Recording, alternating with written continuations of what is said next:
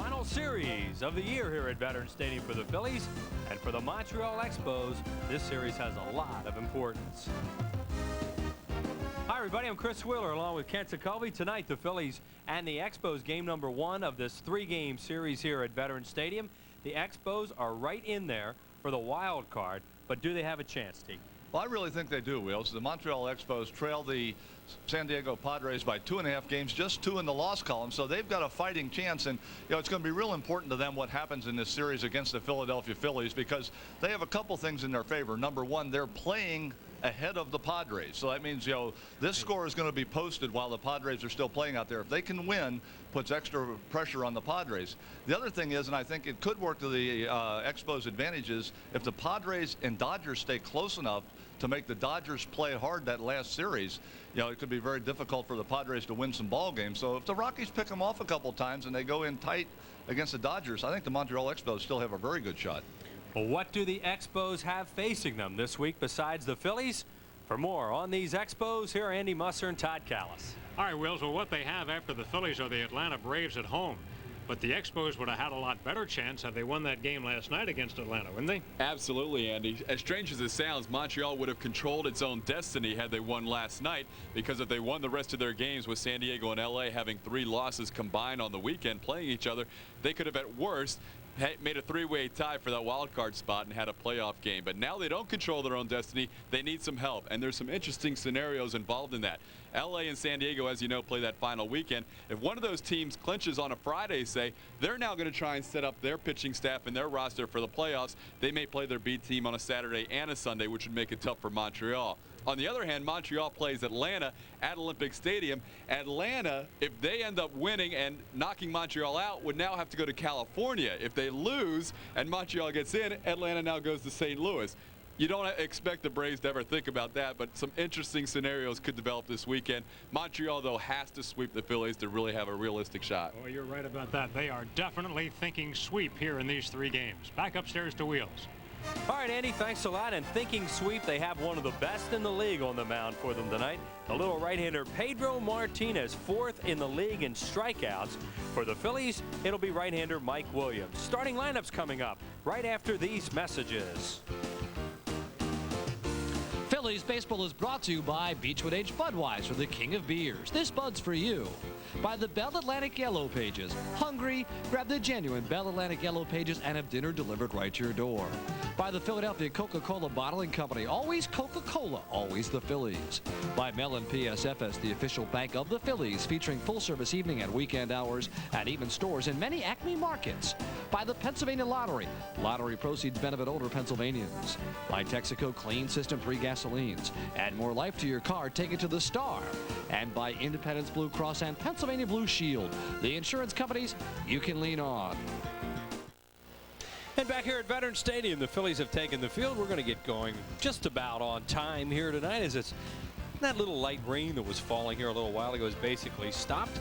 And here's the way the Expos will go against the Phils tonight. Mark Gresselanic will lead off and play shortstop. Mike Lansing at second. David Segui, the first baseman. Moises Alou in right field. Henry Rodriguez, the left fielder. Rondell White in center. F.P. Santangelo plays third base. Former Phil Lenny Webster behind the plate. And on the mound, a tough right-hander, Pedro Martinez. And facing that lineup for the Phillies this evening is 28-year-old right-hander Mike Williams. Mike's making his 29th start of the year, and he's coming off his worst outing in quite a while. He received a no decision in the Phillies' 8-6 come-from-behind win last Wednesday, but didn't pitch well in that ball game at all. In 2 1/3 innings, gave up 5 hits, 6 runs, walked 3 batters, and only struck out 1. So it was a struggle for Mike Williams last time around. He's hoping to right the ship and get things going in the right direction this evening. Defensively for the Phillies, John Zuber is the first baseman, Mickey Morandini at second. Kevin Stocker is the shortstop, and Kevin Sefcik is third. Greg Jeffries is in left. Ricky Otero in center. Wendell McGee Jr. is the right fielder, and behind the plate is Benito Santiago. The umpires for the game tonight, Greg Bonin has the plate. Bob Davidson at first base. Frank Pulley, the crew chief, at second. Our old buddy Eric Gregg from West Philadelphia back in town. Look at Eric. Doesn't he look great? Wow. That's just tremendous to see. Eric decided to go away and try and lose quite a bit of weight this year after the tragic death of John McSherry early in the season, and has lost a lot of weight, still wants to lose more. But Tiki, he looks like he lost a whole person. Boy, I'll tell you, he looks wonderful right now. And we've seen Eric Gregg for years, and at his largest, and he has done a heck of a job getting himself in the shape that he's in. My hat's off to him. Yep. What a good guy he is, and just for his own health, we're really happy to see what's happened with him, and want to keep him around this league for a long time because he's a good umpire. Mark Gresselanek will lead it off. Gresselanek having a tremendous season, 4th in the league in hits with 196 of them. And 2nd in the league in multi-hit games behind the guy who was just here, Lance Johnson. He has 63 of those. Gresselanek fouls one off into the Phillies dugout. Gresselanek, Lansing, switch hitter David Segui to face Mike Williams here in the 1st inning. Gresselanek, for the most part, has been in the leadoff spot for the Expos this year. They did bat him down occasionally, but he's had a fine season, and good numbers there against Mike Williams. There's a base hit to right field. So now he's 5 for 8 off Williams as Gresselanek picks up his 197th hit of the year as he appears a lock to get 200.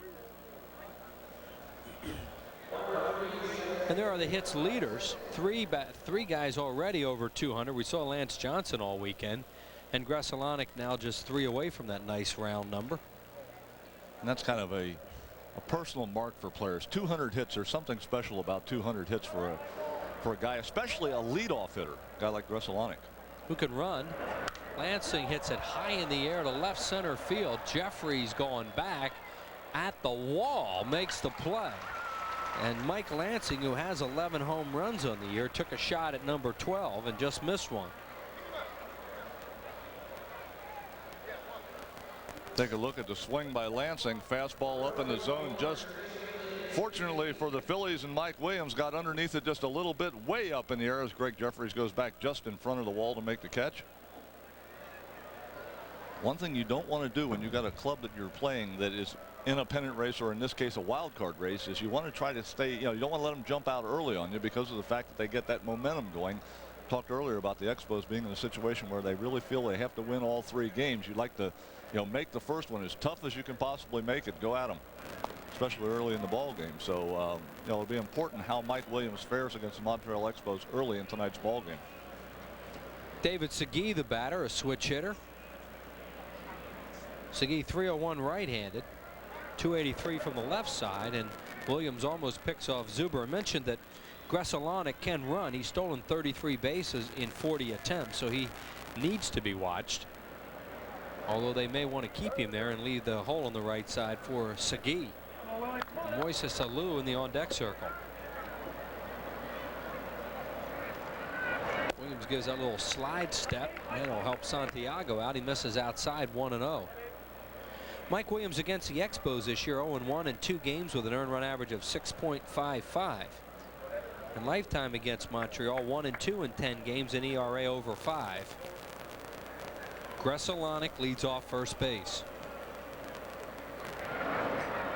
And a breaking ball is a called strike. 1 ball and 1 strike.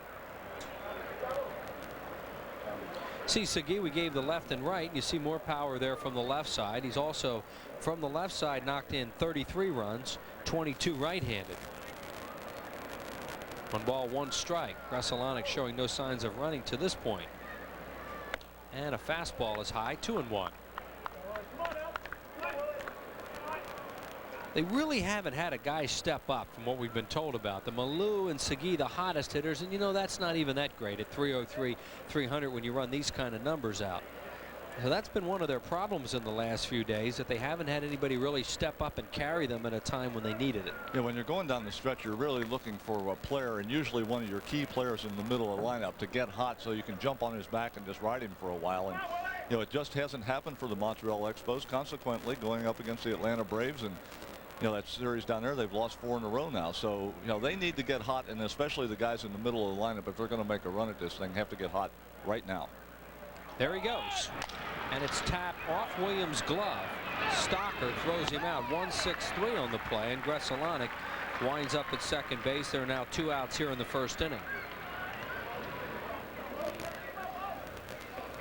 See Gresalonic on the move over at first base. Good thing that he was, because if this ball gets cleanly by Williams, it's going to be right to Kevin Stocker. It's going to be an easy double play ball. So Gresalonic, the fact that he was on the move, eliminates a potential double play. You saw how slow Segui was getting down the line, so that could have very easily been two, but because Gresalonic's running, he's now in scoring position with 2 outs. And the Phillies fortunate when he deflected that ball a little bit. It went right to Stocker. Here is Alou batting at 280. Moises, a high chopper to third. Sefcik got him to first base. No runs, 1 hit. No errors, in the Expos will leave a runner on base. No score after 1/2 inning. Okay, it's all right, Tony. Yeah. And back here at Veterans Stadium, the Phillies and the Montreal Expos. Expos with a hit in the first inning, did not score. And here's the lineup that Pedro Martinez will face. Ricky Otero back in the lineup in center field. Kevin Stocker, the shortstop. Greg Jeffries in left field. Benito Santiago catches. John Zuber at first. Wendell McGee Jr. in right field. Mickey Morandini, the second baseman. Kevin Sefcik at third base, and Mike Williams is the Phillies pitcher.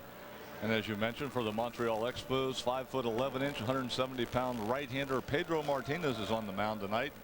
Pedro making his 33rd start of the year for the Expos, and he's coming off his 6th straight solid start. This guy has been hot. He's not given up more than 2 runs in a start since August 19th at San Diego, so he's on a roll. Last Thursday, he had a no decision against the Braves, but pitched very well in that game. 7 innings, gave up 5 hits, 1 run, 2 walks, and 9 strikeouts. You see right there the line from that ball game. So the Philadelphia Phillies are facing a hot pitcher in Pedro Martinez this evening. Defensively this evening for the Montreal Expos, David Segui is at first. Mike Lansing is the second baseman. Mark Gresalonic is the shortstop. F.P. Santangelo is over at third. Henry Rodriguez is in left. Rondell White is in center. Moises Alou in right. And former Philly Lenny Webster does the catching duties for the Montreal Expos this evening. And the Phillies will bat with Ricky Otero leading it off. Ricky batting safely in 14 out of his last 16 games at a .323 clip. Way up at third is the third baseman F.P. Santangelo guarding against a bunt. And Martinez, who throws fastball, breaking ball, and a great changeup, comes in high. And there is the third baseman. Pedro Martinez with one of the best changeups you'll ever see, especially with that hard fastball he throws. Off his glove, right to Lansing, who barehands it and throws and got it. Nice play by Mike Lansing, the second baseman. Score at 1-4-3, and Otero is retired, 1 out here in the first. Turf is a little wet in the infield. Ball getting back to the pitchers quicker than they're used to. Mike Williams and now Pedro Martinez has the ball come off his glove. Both of them with good bounces. This one over to Lansing when he's able to make the play to first base. Mike Lansing has to come in and barehand this ball. Ricky Otero going in head first again. Out again. Out again. I don't think he's dove in and been safe yet. You saw the fielding statistics there on Mike Lansing. Here is Kevin Stocker. Stock has raised his batting average 40 points since the 17th of August. Pop-up left side playable for the shortstop Gresalonic. Gresalonic puts it away, and quickly there are 2 outs here in the first inning. Teague mentioned that Pedro Martinez is a red-hot pitcher. Here's what he's done in the month of September. He has a record of 2-1 and his earned run average of 1.91. Look at that, Osvaldo Fernandez with the San Francisco Giants. Has he ever settled in? Paniagua, the right-hander that you see there, number 2, will face the Phillies here tomorrow night. Jose Paniagua. Jeffries, the batter, has a 9-game batting streak, hitting safely in those 9 straight at a .371 clip, and 22 out of his last 23. There's that changeup.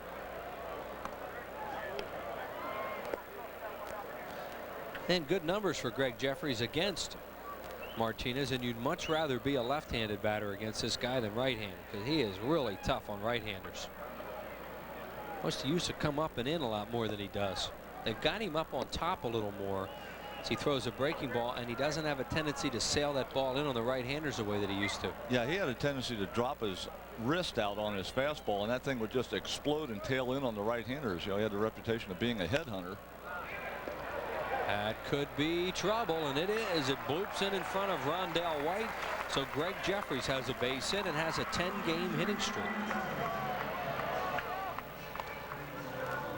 Martinez used to have the reputation as a headhunter. Doesn't seem to have it anymore. Jeffries, as usual, has had good luck against Martinez. Don't always have to hit the ball hard when you're going against a guy you've had some success against.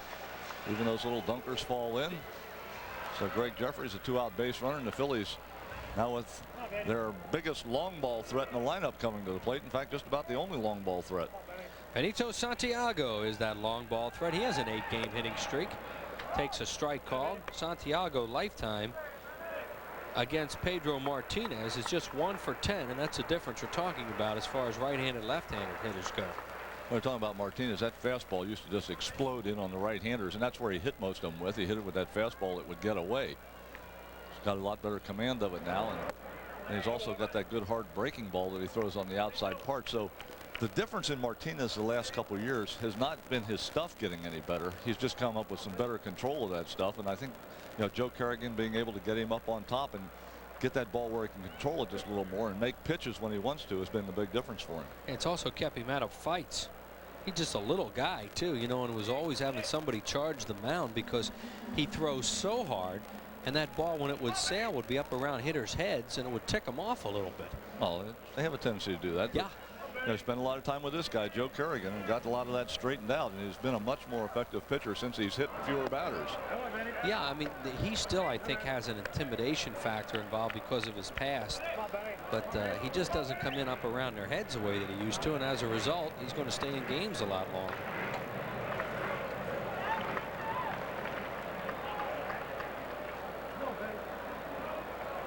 He's only hit 2 batters this year. That used to be a good week. Yeah, exactly. Hit 2. Strike call, 2-2.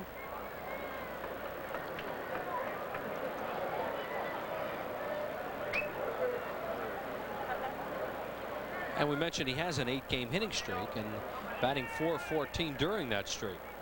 Greg Jeffries at first base with 2 outs, 2 balls, 2 strikes on Santiago's. Jeffries runs, and Santiago pops up a breaking ball towards shallow center. Rondell White comes in and puts it away. Phil's gone in the first. No runs. They pick up a hit. No errors and leave 1. No score through 1. Top of the second inning, ready to get underway. No score. Both teams with a first inning base hit. Army-Navy on Saturday, December the 7th. That game begins here at the Vet at 12 noon. The annual clash of the military academies. Always a great afternoon. Tickets to this exciting collegiate event may be purchased through the Phillies. Call 463-1000. Stop by the Phil's ticket office at the Vet. If you've never seen Army-Navy, make this the year one of the great afternoons of college football. Here is Henry Rodriguez, 1 away from the coveted 100 RBI mark, as Rodriguez has really had a tremendous season. Hits a fly ball to left field on the first pitch. And Jeffries makes the play. We understand that they've been swinging at a lot of first pitches, have the Expos. A little anxious up there. An 0 against Mike Williams has Henry Rodriguez, and that continues. And 2 batters out tonight on first pitches. Here's Rondell White at 293. Rondell missed a lot of time this year on the DL from the 28th of April to the 16th of July with a ruptured spleen. Made a great catch in Denver and then crashed into the wall and hurt himself. And they missed him a lot this year. This guy has great potential. Has tremendous hands, very quick. Former #1 pick out of Georgia. Strike call to him, 1-1.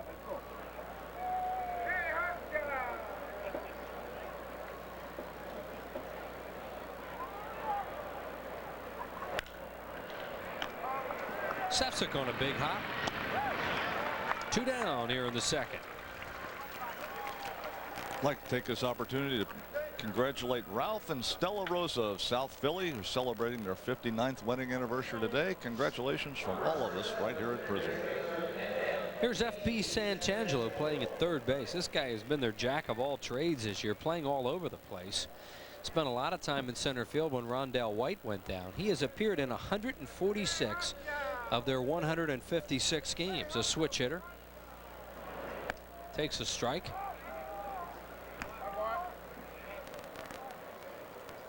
Santangelo had a 14-game hitting streak from the 23rd of August to the 6th of this month. A career minor leaguer who has really done a good job for the Expos this year. To Zuber. He'll look for Williams. He's there. 3-1 on the play. 1-2-3 go the Expos. No runs, no hits, no errors, and nobody left. No score after 1.5. Tomorrow night at 9 o'clock, expect the unexpected when David Allen Greer and Corbin Burson star in the unusual Tales from the Hood. It's frightfully good time. Tales from the Hood tomorrow night at 9 o'clock exclusively right here on PRISM. John Zuber will lead it off for the Phillies here in the second inning, followed by Wendell McGee Jr. and then Mickey Morandini. Zuber batting at .305 since his recall from Scranton Wilkes-Barre on the 30th of August. And this is the 15th game he started at first base. Facing Pedro Martinez for the first time, and a fastball comes in high for ball one. Martinez has already been clocked at 94 with that fastball on some pitches in the first inning. Broken bat on one hop to the second baseman. And Mike Lansing throws him out as Zuber broke that bat off a changeup. He gets that 90-some-mile-an-hour fastball. Now here comes that dead fish. Then he throws the fastball and gets behind in the count, and then goes ahead and uses the changeup anyway. And Zuber, having seen the fastball, knew he had to gear it up a little bit and got out in front and hit the ball right on the end and snapped his bat. Well, this guy is all arm. You look at him and you see how slightly built he is, and he can really fire. Wendell McGee Jr. takes a breaking ball outside. Wendell batting at .198. He's had 121 at bats. Phillies had a good chance to take a look at Wendell McGee Jr. What a good job he's done in the outfield. A little bit of an uppercut swing there, 1-1.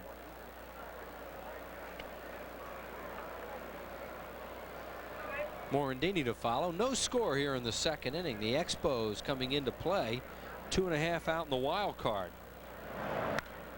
Down the left field line, it is a fair ball off the top of the wall and in play, and that'll be a double for Wendell McGee Jr.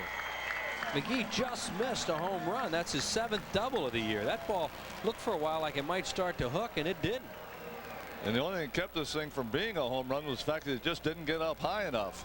Martinez with that tailing fastball we talked about ran it right into McGee's hands, and look how he pulls his hands in and generates that power down the left field line. See the ball hitting about halfway up the wall, and that was just a laser shot into the left field corner by Wendell McGee Jr. So he's a runner in scoring position for the Phillies now, and Morandini with a chance to put the Phillies out in front. Mickey batting at .250. Morandini's season .250 against left-handed pitching, .250 against right-handed pitching, and there are his overall numbers. .250. .250 any way you look at it. Sefcik, the batter, on deck, and then the pitcher spot due to come up. Second hit of the ball game for the Phils, and their first runner in scoring position, fouled away by Mickey. Mickey Morandini, another left-handed batter against Pedro Martinez, and pretty good numbers. There's a pattern developing here. Well, that running fastball runs away from the left-hander, runs into the right-hander. It was impressive the way McGee handled it and was able to hammer it down the left field line, because that was that hard tailing fastball by Pedro Martinez.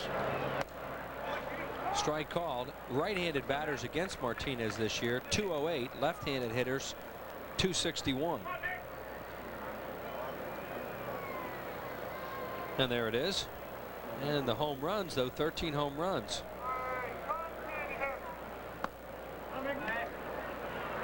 Well, it also just goes to show you, Teak, and you know from all the years you tried to stay out of there. I mean, if you don't make a real good pitch in, it's such an easy pitch for a hitter to get to.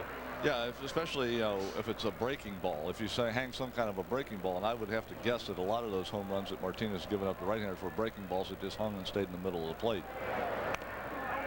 Because that fastball on the inside is so explosive. And I think that's what's impressive about McGee, the way he hit that one there. He was able to pull his hands in, and he's got to be conscious of breaking balls off the plate outside because he's seen so many of them. But to be able to adjust to that very hard tailing fastball that Martinez threw him in a good spot on the inside, pull the hands in and get the big part of the bat on it. It was impressive. Yeah, he can hit the fastball. Oof, did he fire that one? 3 balls and 2 strikes. 96. You could just tell that one had a little extra giddy up. It just got he up a little too high in the strike zone, out of the strike zone by Mickey's eyes. That's that one that a couple years ago was tailing away from Martinez and, you know, clunking all his right-handed hitters up around the head. He's got it straightened out a little bit. Morandini with 3 balls and 2 strikes to count.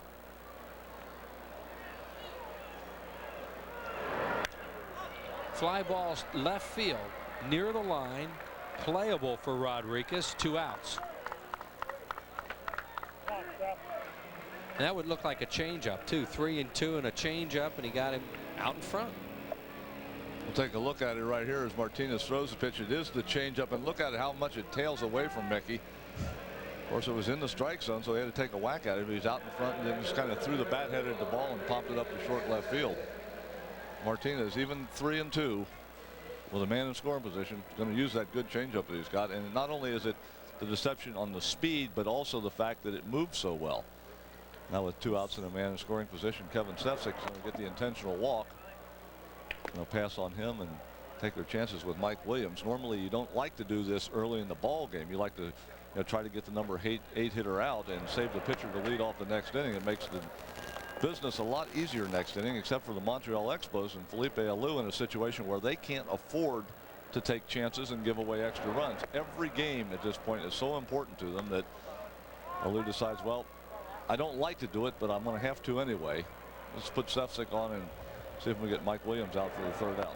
See Lenny Webster, who played here for a while, the catcher tonight for the Expos. And Pedro Martinez, as you would expect, has an excellent walk strikeout ratio coming into the game with 69 walks, 219 strikeouts, and 2.9 walks and 9+ strikeouts per 9 innings pitched. Real happy with that. Anybody would be. There are the base runners, 2 on, 2 outs. McGee at second and Stefcik at first for Mike Williams, a 160 hitter.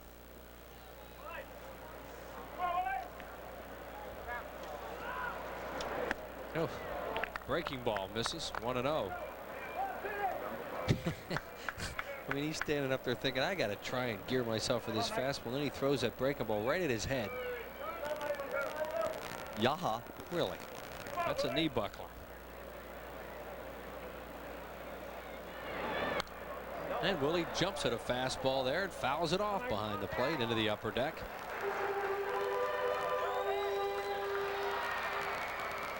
Pedro Martinez 4th in the league in strikeouts. John Smoltz, of course, number 1 with 272. And then comes Hideo Nomo, and then his teammate Jeff Fassero, 1 more at 220. So 220 and 219 strikeouts from 2 pitchers on your same ball club. Pretty impressive 1-2 punch, right left, and Fassero and Pedro Martinez, who takes a look at his finger and now wants a new baseball. See him looking at his fingers? I wonder if he has some kind of a blister problem. Either that or that last baseball he threw away may have had just a little bit of a high seam, and he felt it grab at his finger as he released the pitch. And usually pitchers like those high seams. Yeah, you like them, but you don't want them to tear your hands up. Swing and a miss. 2 balls, 2 strikes.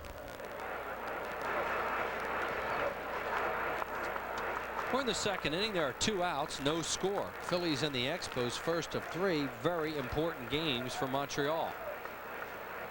And Pedro Martinez with a little nervous habit there with the ball in his hand as he twirls it. Pop up right side, playable. Segui, the first baseman, puts it away. That'll do it. No runs. The Phillies pick up a hit. No errors by Montreal. 2 men left on base. After 2, no score. 2 games remaining here at Veterans Stadium in the 1996 season. Both of them here for you on television on Sports Channel tomorrow night.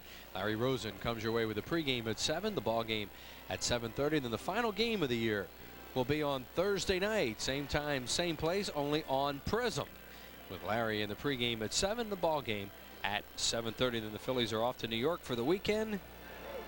And then time to regroup.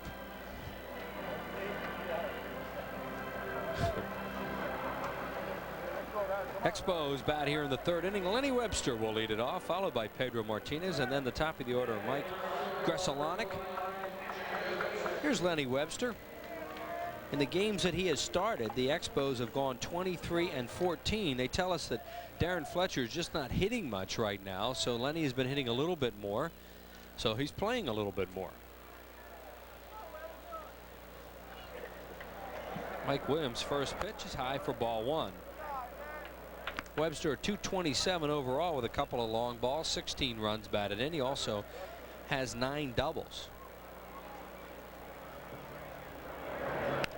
Pop-up foul out of play. It's kind of been the personal catcher for Jeff Fassero this year. There's Darren Fletcher, who is not playing tonight. 28 of Fassero's 32 starts have been caught by Lenny Webster, and Fassero's 15-6 in those starts. And I don't think that was something that they came out of spring training planning to do. It just kind of worked out at the beginning of the year. Webster caught Fassero a couple of games. He got off to a good start. So Felipe Alou says, why break up a good thing? And it gives you a chance to give Fletcher a break every now and then. We've seen it done before with other ball clubs. Charlie O'Brien did it down in Atlanta, giving Javi Lopez a break every now and then. And we saw it here for a long time. To me, catching lefty, and then Bob Boone catching the rest of the staff. Yep. So I mean, it's kind of a nice way. A lot of times you'll end up with a situation where the catcher's one day off is going to be whatever comes up on Sunday, whoever's turn comes up on Sunday. So this way it just kind of lets pitchers and catchers become unit, as opposed to just that helter-skelter time when that extra catcher goes in. Good eye by Lenny Webster, and a full count, 3 balls, 2 strikes. Mike Williams surrendered a leadoff single to Gresselanek. Since then has retired 6 consecutive Montreal Expos. Zuber off his glove on a ball that should have been handled and should be scored an error. We shall see. The infield turf's a little bit wet tonight, but still no excuse for John Zuber not making that play, as Webster just kind of slaps this ball on the right side. John just let the ball get behind him, not able to catch it out in front of him, and has it roll off the glove into right field. Scored an error. So Lenny Webster's on at first base, and now Pedro Martinez gets to do what he does best, bunt. Yeah, he's second in the league, tied for second in the league in sacrifice bunts with 15 of them. Who's number 1? The former Pirate, now Atlanta Brave. Denny Nagel. Right.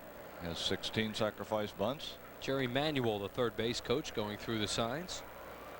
Martinez just an .094 batter. He struck out 29 times in 64 at bats.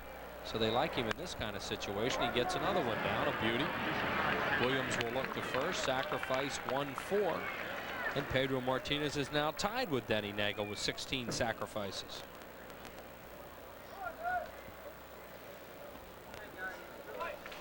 Up to the minute. There's Tom Glavine, who has now fallen into second place. See, so Martinez now moves to the top of the list because he's got the most recent sacrifice bunt. That's why he's ahead of Nagel. That's correct.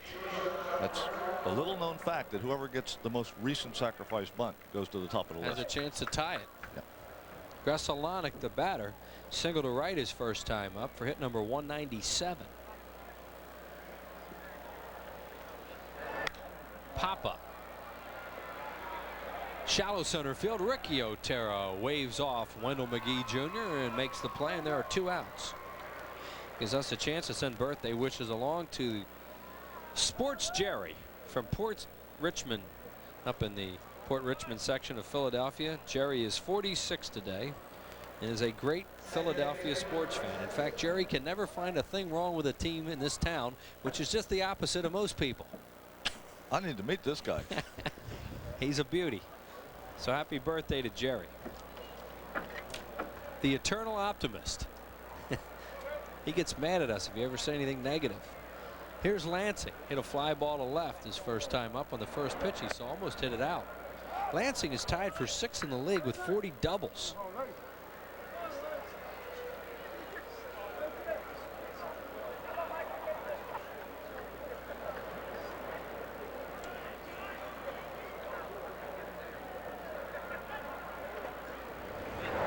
Breaking ball, hit hard, but Stocker has it, throws him out, and Mike Williams survives the error. No runs, No hits, 1 error, and 1 man left on base. We're through 2.5, and there's still no score.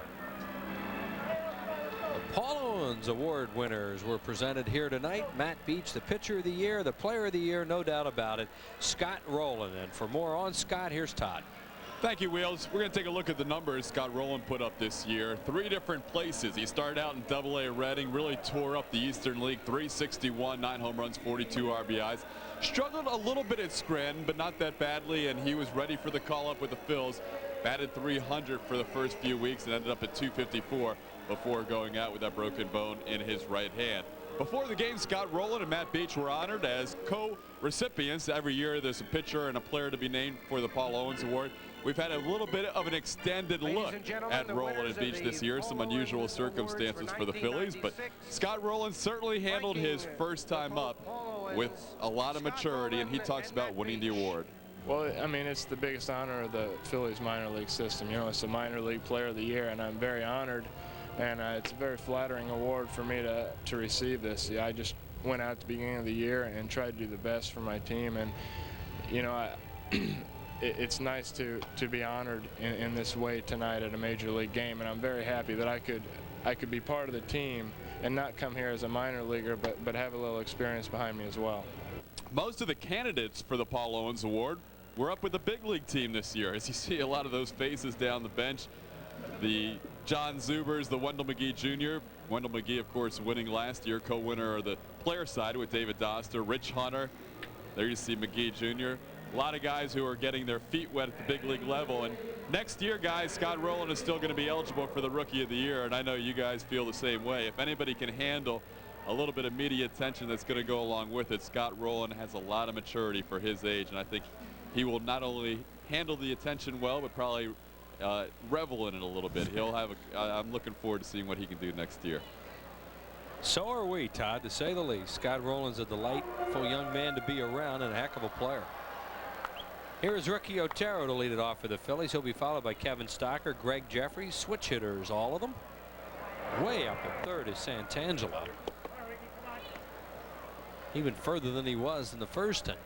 1 ball and 1 strike now on Otero, who grounded out to Mike Lansing, the second baseman, after the ball was deflected by Martinez. Change up and a beauty, a swing and a miss. 1 ball and 2 strikes.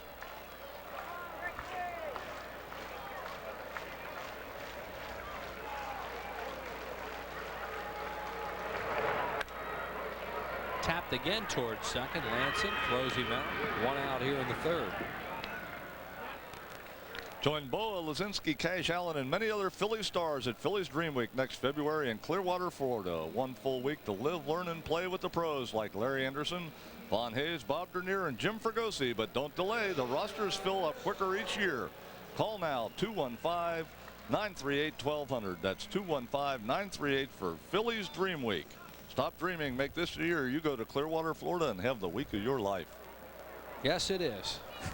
Here's Stocker, who popped the short his first time up. It's the week of our lives, and we've been there so many times. It's unbelievable. I think this is year 12 coming up. Oh my gosh, that's even more than I got. Here are some scores. Florida beating the Atlanta Braves, who are just kind of playing it out right now and trying to stay ready for postseason. Big game tonight for the Cardinals. Should they win, it's all over in the Central. Cincinnati and the Cubs, it's about time to stick a fork in them. Big games out on the coast. That one and that one. Texas, an important win for them today.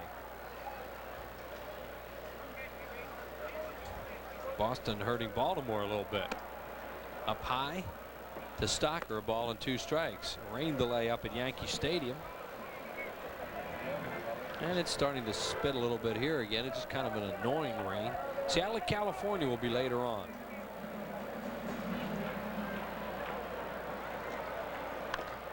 Stocker fouls it at the plate. We'd like to take this opportunity to thank our good friend Paul Bogle from the Fudge Kitchen down in Cape May for sending a load up today. People down, the girls down in the office were very excited. We thank Paul for his delivery.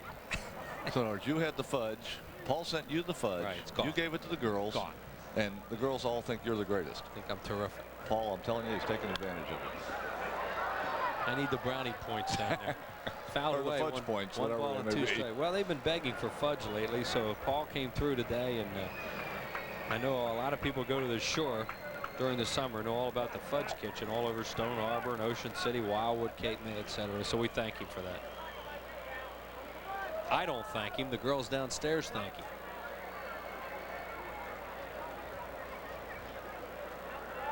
Stocker to second. Lansing, a backhand play, throws him out. 2 ground balls a second, 2 outs in the third, and Jeffries will bat. Greg extended his hitting streak to 10 with a bloop single to center in the first inning. Supposed to be the only night like this in this series. It's supposed to get a lot better starting tomorrow. Seems like we've said that almost all summer. Been a wet summer. Not much drought talk around here this year. Thank No. goodness.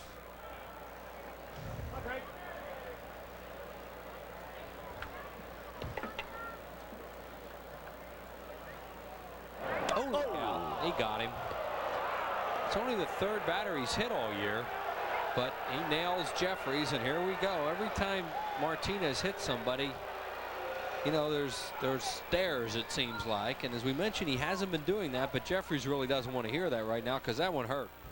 Well, it's not only the fact that, you know, Martinez hasn't been hitting as many guys as he has in the past. He has the reputation, and as you mentioned earlier, that reputation follows you. Now all of a sudden Greg Jeffries, who has had good success against Martinez, gets a hit his first time up. Second time around, his pitch well inside, right at the ribs. Jeffries just kind of tucks that arm in and took it off the elbow. Is coming to the plate. So, you know, because you have that reputation. Oh, right on the elbow. Did you hear that? That hurt too much for him to even yell out at him.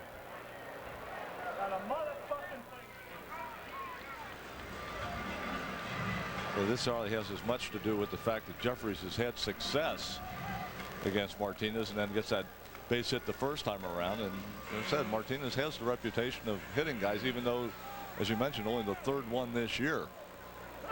Yeah, I mean, I was kind of surprised when I saw that on the stat sheet. Well, yeah, I immediately looked for him in the top 10, and then when he wasn't there, I went crazy. I mean, he's always at the top of the top 10. A breaking ball and a swing and a miss, 0-1, and that one hit Jeffries, as we mentioned, Steve mentioned, on the elbow, and you just hope he'll be all right, because those are the kind that can really tighten up on a guy as the game goes along, and obviously the Phillies need him.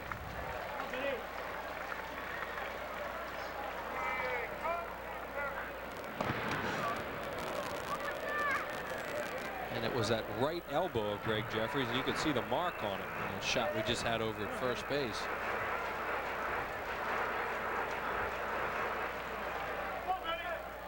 No balls and 1 strike on Santiago. Benny flied out to center his first time up. He has an 8-game hitting streak. Fires a BB over to first. Look at Segui shaking his head. That stuff's hard to handle over there.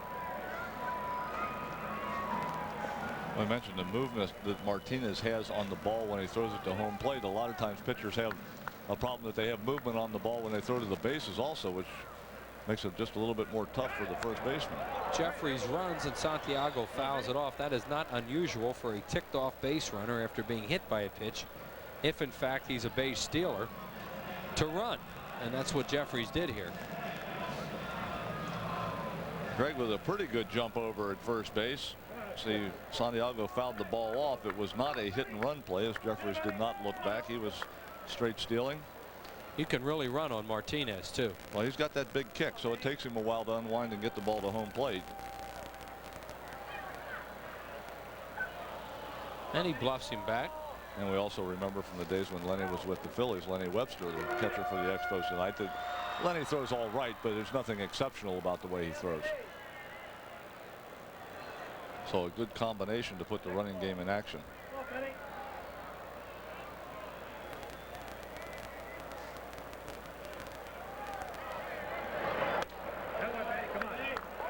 High with a fastball, 1-2.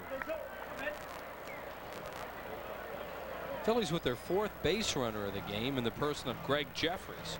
No score as of yet. Phillies with 2 hits, the Expos with 1. We're in the bottom of the 3rd. And there you see the totals. Ground ball in the hole. Long 1-0. Gresselanek won't even throw it. So Santiago has a 9-game hitting streak, an infield single. And the Phillies with 2 on and 2 outs for John Zuber.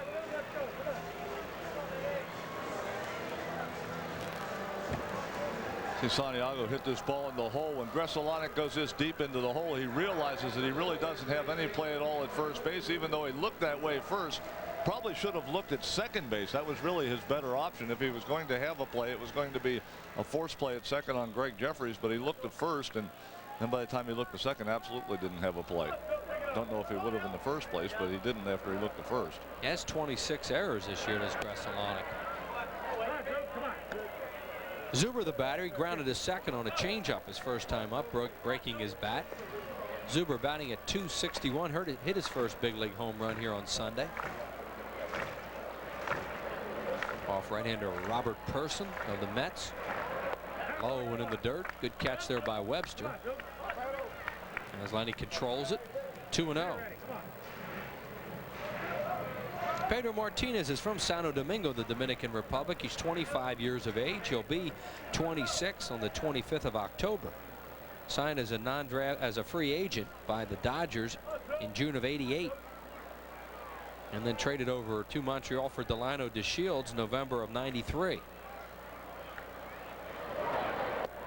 3-0. Wendell McGee Jr. waits on deck. Right-handed batter on deck as Joe Kerrigan, the pitching coach, looks on. See whether or not Zuber gets a green light here. McGee did double his last time up.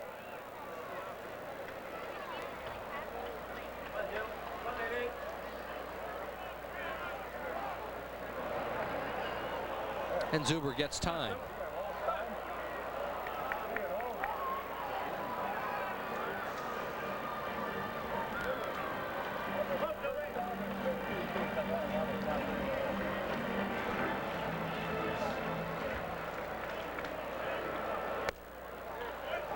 Fastball on the inside corner for a strike. 3 balls, 1 strike on John Zuber.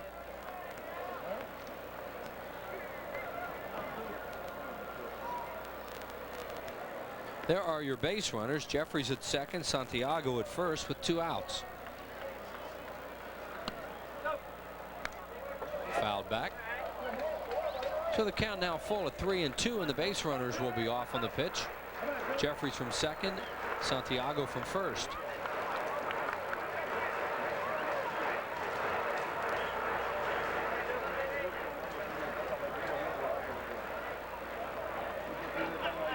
Pretty much eliminate any possibility that the Expos will have it throwing Jeffries out at home plate because he'll be moving on this pitch.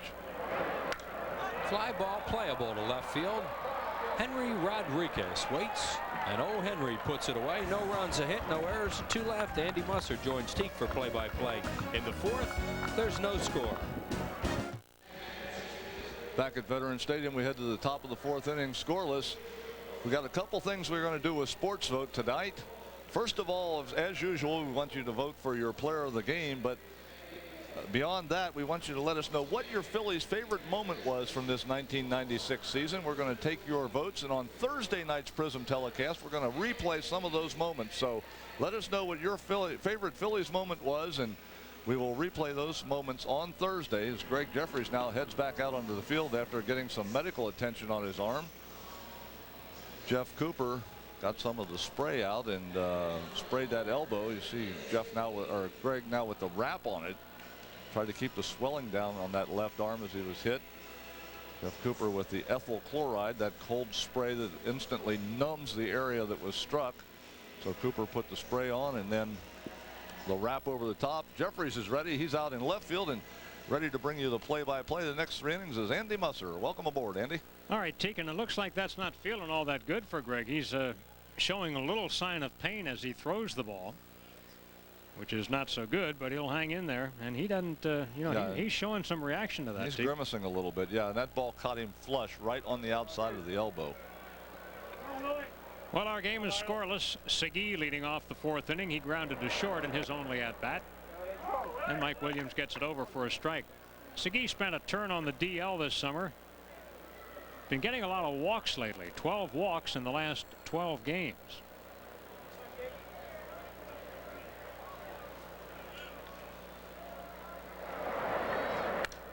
Line drive over the head of Mickey, base hit. Only the second hit for the Expos tonight, and both of them have been leadoff hits.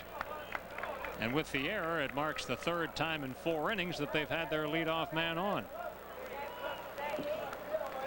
David Segui just kind of reaches out, one-hands the ball into right field, was fooled on the pitch, but was able to lob it over Mickey's head into right field. So David Segui probably not the swing that he wanted, but the result that he wanted. Now Greg Jeffries is coming off the field, coming in from left field. So I got a feeling this might be the end of the evening for Jeffries, as he's gone out there and probably just, you know, that arm has started to bother him when he tried to play catch out there.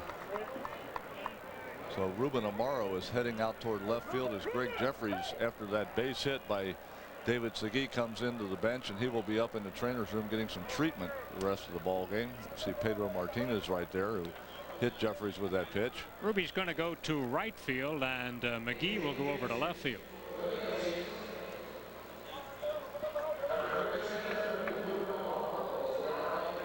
Take a look again at Pedro Martinez. It was that fastball by Martinez that struck Jeffries on the elbow, causing all the problems. Trainers tried to do what they could to get Greg back out there, but apparently just too much soreness, and that was right on the bone when he got hit with that one. There's really no protection on your arm there at all to absorb the shock of the pitch. Batter is Moises Alou, and he hammers one to deep left center field. Otero giving chase. He's there, makes the catch. And scrambling back to first base is Segui. The one pitch gets Alou. He is 0 for 2 in the ball game tonight. And Alou went down first time around on one pitch. He hasn't been waiting around at all. Hit a little chopper down to third base to Kevin Sefcik the first time around. So, you know, a lot of times that happens too with a club that's going down to the wire and they got things to do. You get a little impatient. You don't really wait for a good pitch to hit. Now Alou got a pretty good one there and gave it a pretty good ride, but now 0 for 2, and Rodriguez first time around also went after the first pitch. We'll see what he does this time. And Henry flied out to left field in that first at bat. First pitch swinging here, and he fouls it back. Well, Rodriguez has had quite a year. He got off to a fantastic start. Then he slumped for a while, and now he's making a comeback, and really his numbers are pretty good. 276 with 35 homers, and his next RBI will be his 100th of the year. You got to remember too that this is his first year ever as a regular. Strike. 0-2 on Henry.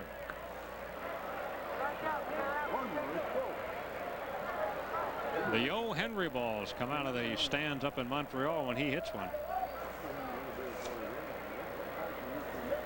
Funny thing is, he's never had a hit off Mike Williams. He's 0 for 13 off him. 0 for 14 counting the first time tonight. Or no, 0 for 13, excuse me. You're correct. How dare I try to correct you? Indeed. I apologize. Accept it. Maybe you know something I don't know about this at bat right here. Maybe is that what you're trying to tell me? No. Don't want to ever let anybody think that you know what's going to happen in advance. And it's a 1-ball 2-strike count on Henry here. He has 41 doubles this year. Mike Williams with only 1 lifetime victory against these Expos as Segui takes his lead.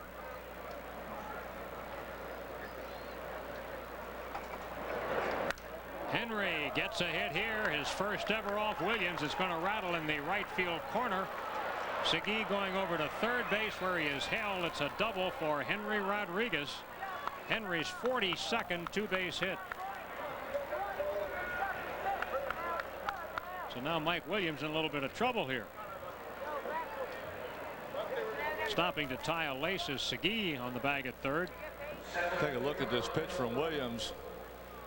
It's a breaking ball that stays up and on the inside part of the plate, and Rodriguez just bails out and slams it into the right field corner. Amaro was playing him over toward right center field a little bit, so he had a long way to go to retrieve that ball in the corner, but able to get it back into Morandini quick enough to keep Segui at third base. So second and third, 1 out, and here's the batter that Mike really wants to work on, Rondell White. Starts him inside for a ball. Infield stays back. A little short up at third base with Sefcik, but that's it. So the Phillies willing to give a run here if they have to in this scoreless ball game. High again, ball 2. The only good thing you could say about a walk is that it would put the double play back in order. Is that gilding the lily a little bit too much, Steve? That's a little gilding, I'll say that. Okay. The skipper staring out there. I don't think a walk would particularly please him at this point. Pop up in the infield would be real nice. Oh, yeah. Or a strikeout. Compare Rondell White with Gary Maddox at a similar stage of their career. Numbers pretty close, aren't they? Real close. That's those figures courtesy of the Elias Sports Bureau.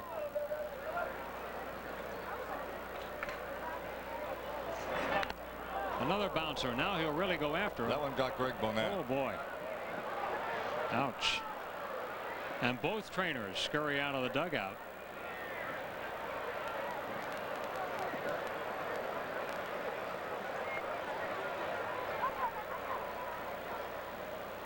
I always hate to see an umpire go down like that. They're in such a bad spot back of the plate.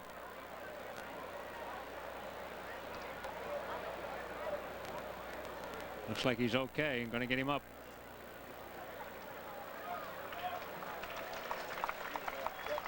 The umpire's chest protectors have shoulder pads on. You can see them right there on his shoulders. There's shoulder pads that protect the shoulder and the rounded part of the shoulder. But that ball appeared to catch Bonat up around the collarbone area, and there really isn't much you can do to protect that area. Well, it's the same thing with catchers too. We've seen Darren Dalton suffer that injury. Take a look at it right here. It's right on that collarbone area. Now there is a shield on the chest protector that protects that, but you know it can only absorb so much of the blow. Let's listen to it right here. You heard that second thump was the ball contacting Bonat's chest protector right on top of that collarbone, but there is absolutely no padding on your collarbone. As you reach down and feel it, there is nothing there. So what does get through the chest protector is going right to the bone, and that'll drop you in a hurry. That is the baseball that bounced all the way over into the Phillies dugout after it got a piece of Bonat. Greg back up on his feet, and that will bring tears to your eyes. Yeah, that's for sure. You see Greg squinting a little bit. Must be okay now. Everybody's over the concern because now his partners are giving him a little bit of a hard time, and I'm sure once the trainers are secure in the fact that Greg is feeling all right and is okay, that every once in a while the trainers have a tendency to just whisper a little something in your ear, and the catchers. And yeah, it's all a big joke now once you're up, but I can guarantee you that whole crew was concerned while Greg was down on the ground until they were sure he was all right. But he's still feeling it too, and it looks like Pulley is going to go back and put the gear on. Frank Pulley, the second base umpire. This is the second time in a couple of weeks that we have seen this, but Bonat, I think, is going to leave the ball game. Pulley will put the gear on as the second base umpire and continue with the rest of the ball game. So we've got a delay here. The last time we saw that, we saw an umpire out in Wrigley Field, Chicago, get injured. I think it was Harry Wendelstedt got ill. Harry got ill, right, and they ended up working the rest of the game with a three-man crew. We're going to bring in Todd Callis for a view of what's going on. Todd? Thank you, Andy. As you can see on the replay there, he took it right off the right collarbone, and they're taking him back to the umpire's room right now, and I'm sure he'll go under precautionary x-rays, but they don't want to take any chances, so Frank Pulley will get on the mask and the gear for behind home plate and go back there. So a little bit of a scary moment here as Greg Bonat takes one right off the right collarbone, and he did not look very good walking up the tunnel. And we're going to watch it again. Thank you, Todd. Let's take a look at this one more time. Foul, and no chance to react to it whatsoever. No, how can you? The umpire is pretty much uncovered, and you use the catcher as your shield, but that ball fouled right over Santiago's head. Benito with no chance to react to the ball after it comes off of the bat, and Bonat, of course, no time at all to duck and get out of the way. And you see right there, as soon as he's hit, he goes directly to the ground. Santiago turns around immediately. As you will see also, when the catchers get hit, a lot of times the umpire is the first guy to kind of grab them and, you know, steady them there until the trainers can get out there. It's a situation you're very much concerned about when you're a player. So right now we're going to have a break in the action. Mike Williams is over in the dugout. A couple of players standing around on the field. Henry Rodriguez is still out at second base. David Segui, who was on third base, has gone back to the Expos dugout. So we're going to have a little bit of a delay in the ball game here until Frank Pulley can go back and get his gear on to take over for Greg Bonin behind home plate.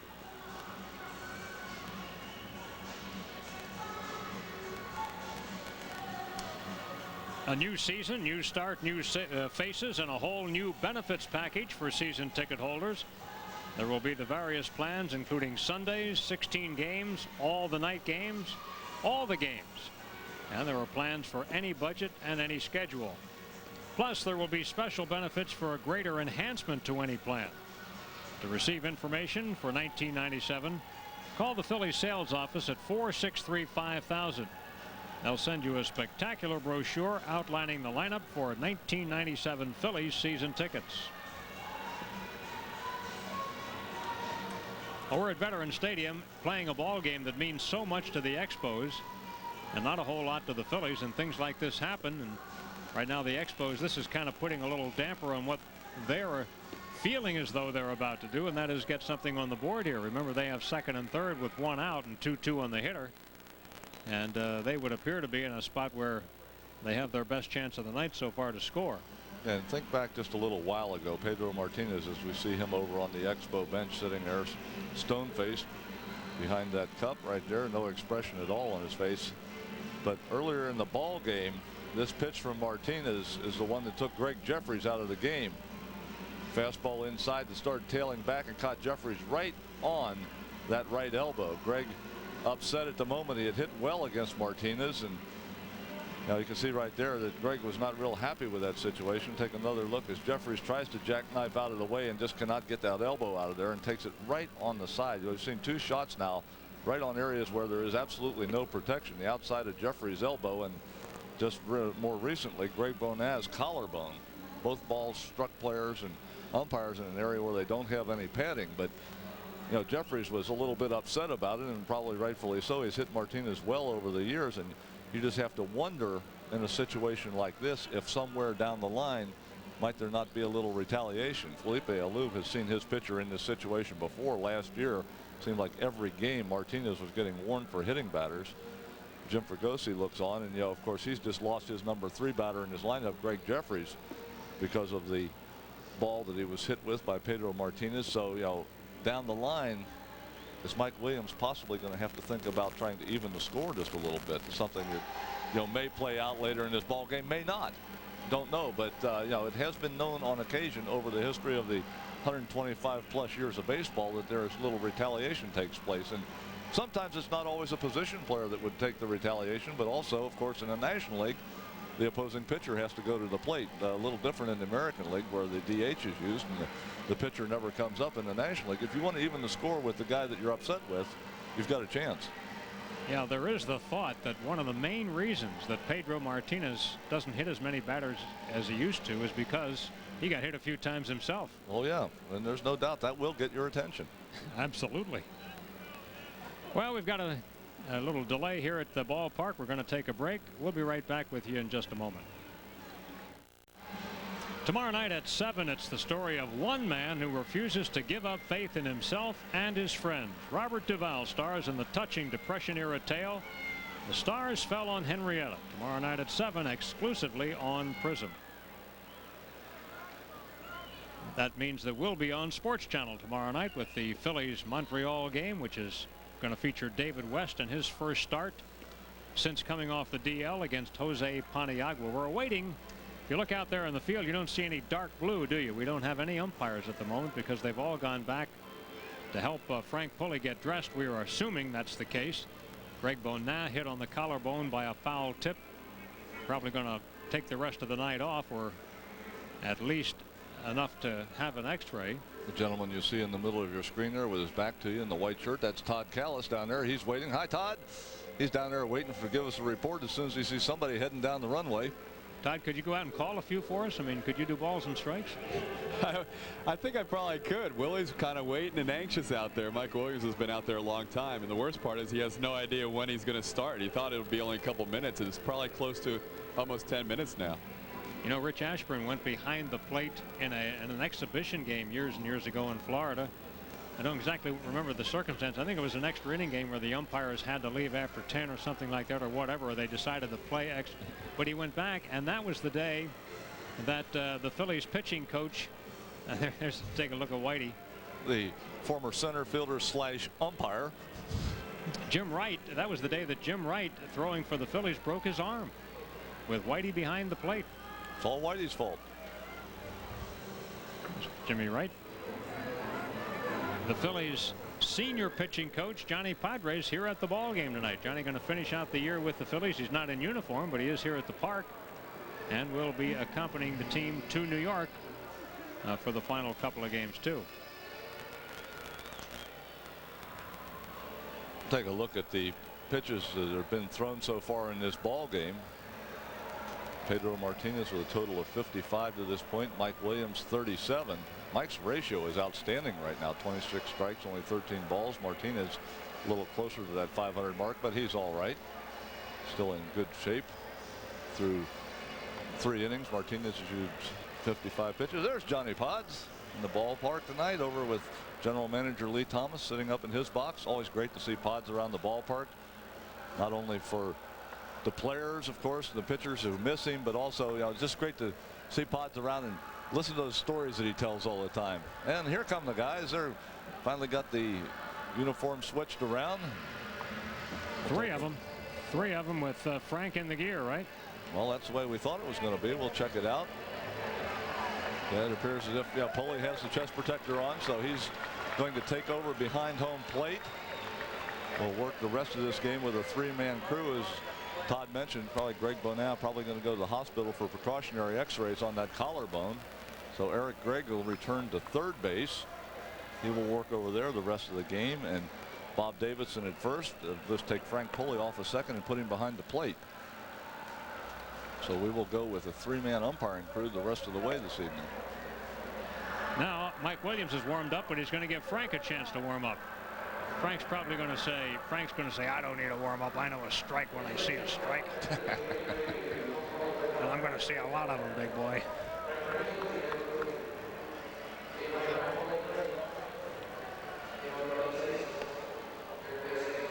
All right, let's try a few from this side.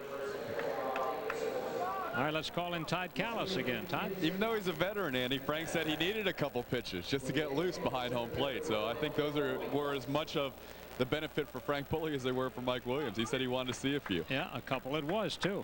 All right, now remember, this is a scoring situation here. We've got second and third, 2-2 count on the hitter, and only 1 out. Phillies play the infield back. The hitter is Rondell White.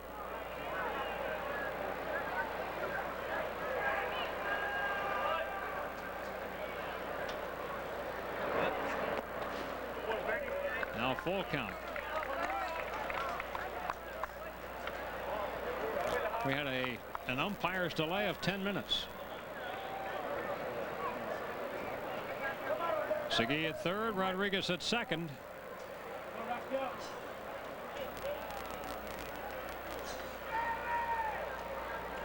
Three-two pitch coming.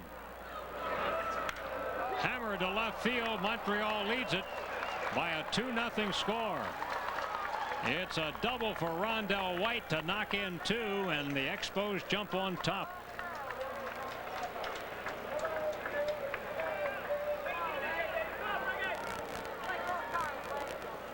Mike comes back after the delay, throws a couple breaking balls. The first one outside, this one a hanger on the inside part of the plate, and White lines it into the left field corner.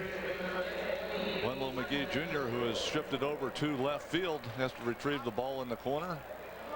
But Rondell White puts the Montreal Expos ahead by a score 2-0 here in the top of the 4th inning. And they could get another here. Santangelo, one more runner in scoring position. White himself in the dirt. He's gone to third. Here's Santiago's throw. Safe. Wild pitch gets White into third base. Now the Phillies will probably bring the infield in. Mike Williams suffering a little bit after this 10-minute delay. A couple of breaking balls in the dirt and then the hanger on the inside part of the plate. It's tough sometimes when you go out there and you don't have you're into a flow, and then all of a sudden your rhythm and timing is broken up with a 10-minute delay. You have to try to fight your way through it, but so far Mike has not fared well after this delay. Infield comes in tight, Teak. Want to know the got him. And they got him picked off.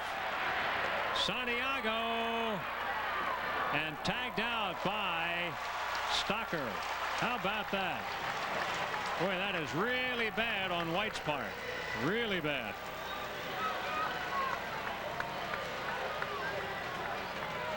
One 5-2-6. Man on third with one out. You're in scoring position. Nowhere to go. Mike Williams with the pickoff play over to third base. Makes a good throw to Sefcik. Sefcik to Santiago. Santiago to Stocker. So the Montreal Expos score a couple runs, but Rondell White with a big base running mistake. And Santangelo pops up, but it's fouled back out of play. And there's absolutely nowhere to go when you're on third base with one out. Rondell White just starting to work his way down the line, not anticipating at all that Williams is going to throw over there. That was a set pickoff play, as you saw Kevin Sefcik move to the bag as soon as Mike picked up his right leg, or his left leg, excuse me. And it's a ball and 2 strikes on Santangelo. He was out on a ground ball to first in his initial at bat.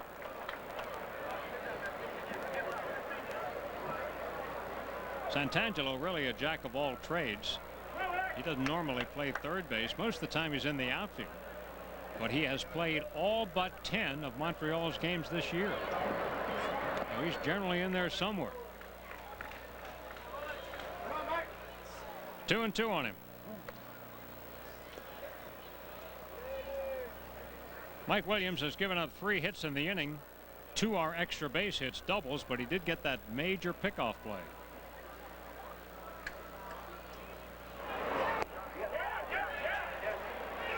No swing, says Eric Gray. Full count.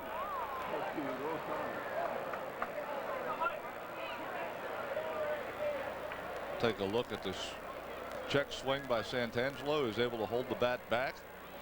Good call by Eric Gregg down at third base. He swung at that one all right. First strikeout tonight for Mike Williams. Montreal gets 2 on 3 hits. Nobody left. Expos lead it 2-0. Phillies baseball is brought to you by Budweiser Brewery, fresh taste guaranteed. By Nissan, who reminds you that life is a journey. Enjoy the ride. By Pizza Hut. Visit Pizza Hut today and get a medium 1-topping pizza for only $7.99 or 2 medium 1-topping pizzas for $12.99. Limited time offer. By Pico Energy, focusing our energies on you. And by your Quality Plus Ford dealers and the all-new Ford Taurus. Recent safety test rated the 96 Taurus safest vehicle on the road. Test drive one today. Back to the bottom of the 4th inning of this ball game here at Veterans Stadium. The Montreal Expos ahead by a score of 2-0. This copyrighted telecast is presented by the authority of the Philadelphia Phillies. Any rebroadcast, retransmission, or other use of the pictures, descriptions, and accounts of this game without the express written consent of the Philadelphia Phillies is strictly prohibited. Back here and playing now with 3 umpires, battling the elements a little bit. We've had some light rain at various times during the game. Umbrellas have been up and down. They are down at the moment, thank goodness. And Montreal on top 2-0, and they're giving Pedro extra time to warm up because don't forget he sat out for the extra 10 minutes along with the whole half inning that his team was batting, so he was out actually longer than Mike Williams was. Yeah, and this is a normal situation that will take place whenever there's a delay in the ball game. The normal rules of baseball say the pitchers get 8 pitches between innings to throw for their warm-ups. But when you've had a delay like this, then obviously you give the pitcher extra time to get himself loosened up again. You don't want to jeopardize any pitcher's career or his ability to pitch in a particular ball game by not allowing him as much time as he needs to be ready due to the unusual circumstances of the 10-minute delay. See, the rain is starting to fall lightly again here at Veterans Stadium as Martinez takes his final warm-up pitch. Frank Pulley's going to move back behind the plate again. Those umbrellas that you just mentioned a minute ago that were down are back up again. Well, at least some of the folks were smart enough to bring them tonight. The good news is that it's supposed to clear overnight. We should have a great night for a ball game tomorrow. Wendell McGee double first time up into left field. Wendell's had trouble with the breaking ball, particularly the breaking ball away. But you get a pitch out over the plate or one in, as the last one was in on the hands. He didn't even get fully extended on that and whacked it to left field. And a breaking ball. You can hear that rain on our microphones down there behind the plate. Yeah, it's picking up a little bit now. This is as hard as it has rained all evening long, and some of the fans now starting to move back under cover. There's that slider. That's what McGee has trouble with. That's strikeout number 1 for Pedro tonight. He is 4th in the National League in strikeouts with a career high 220. And after McGee hit the fastball the last time around, 3 straight breaking balls from Martinez. This one in the dirt. See, Martinez now with 220 strikeouts on the year. It's averaging almost 1 per inning. Goes to the 4th inning before he gets his first one in tonight's ball game. The batter is Morandini. Mickey out on a fly to left field first time up, and Mickey is battling an 0 for 14 at the moment. So Mickey's average right at the 250 mark.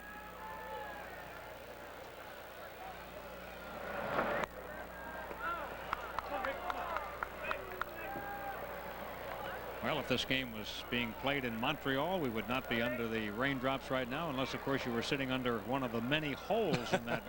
That orange tarp that covers Olympic Stadium. There are a few of them, aren't there? And they're talking about taking that off now and putting a permanent roof on that ballpark. But, of course, the Expos like the idea, just like the Phillies do, of a new ballpark.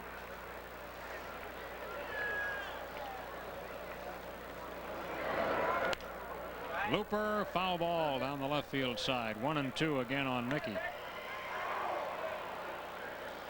The guy that's not carrying the umbrella has an advantage going after a foul ball. Umbrellas do nothing but slow you down. Unless, of course, you're sitting behind the guy that has the umbrella up and you don't see the ball coming and he pulls it away at the last minute. Whoa, just inside. 2-2.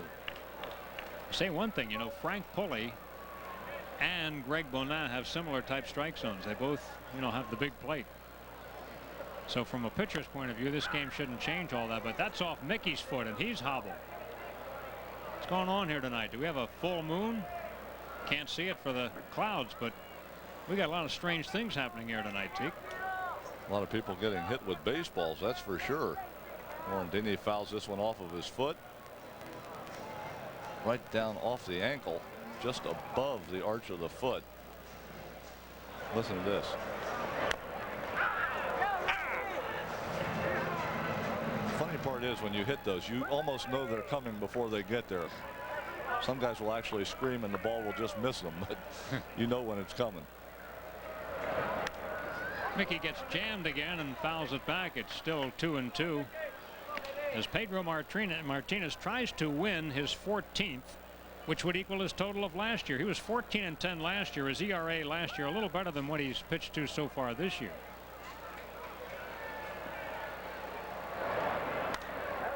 He keeps jamming Mickey. Mickey keeps getting a piece of it.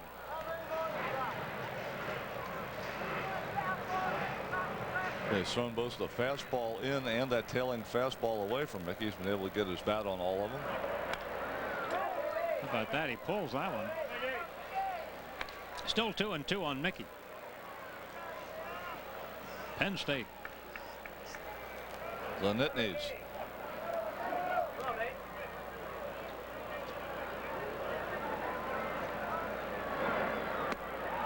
Well, Pedro wins the matchup as he didn't have a strikeout all ball game and now gets him here back to back.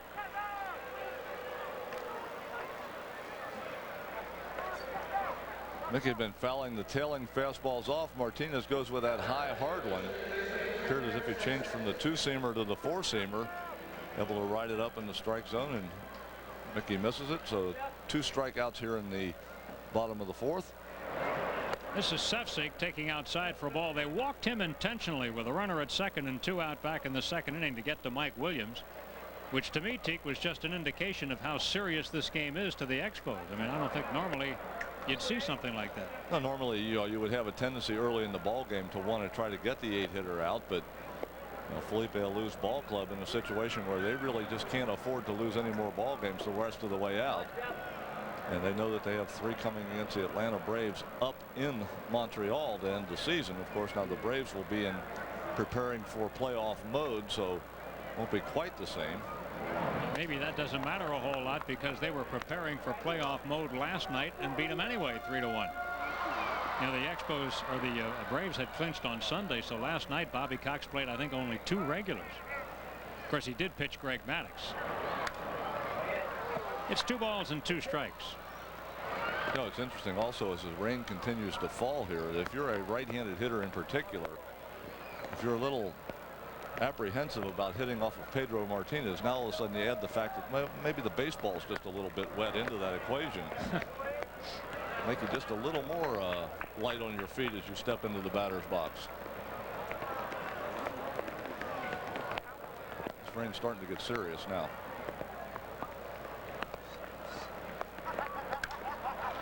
Down the line and right, it's a foul ball. It'll be into the seats.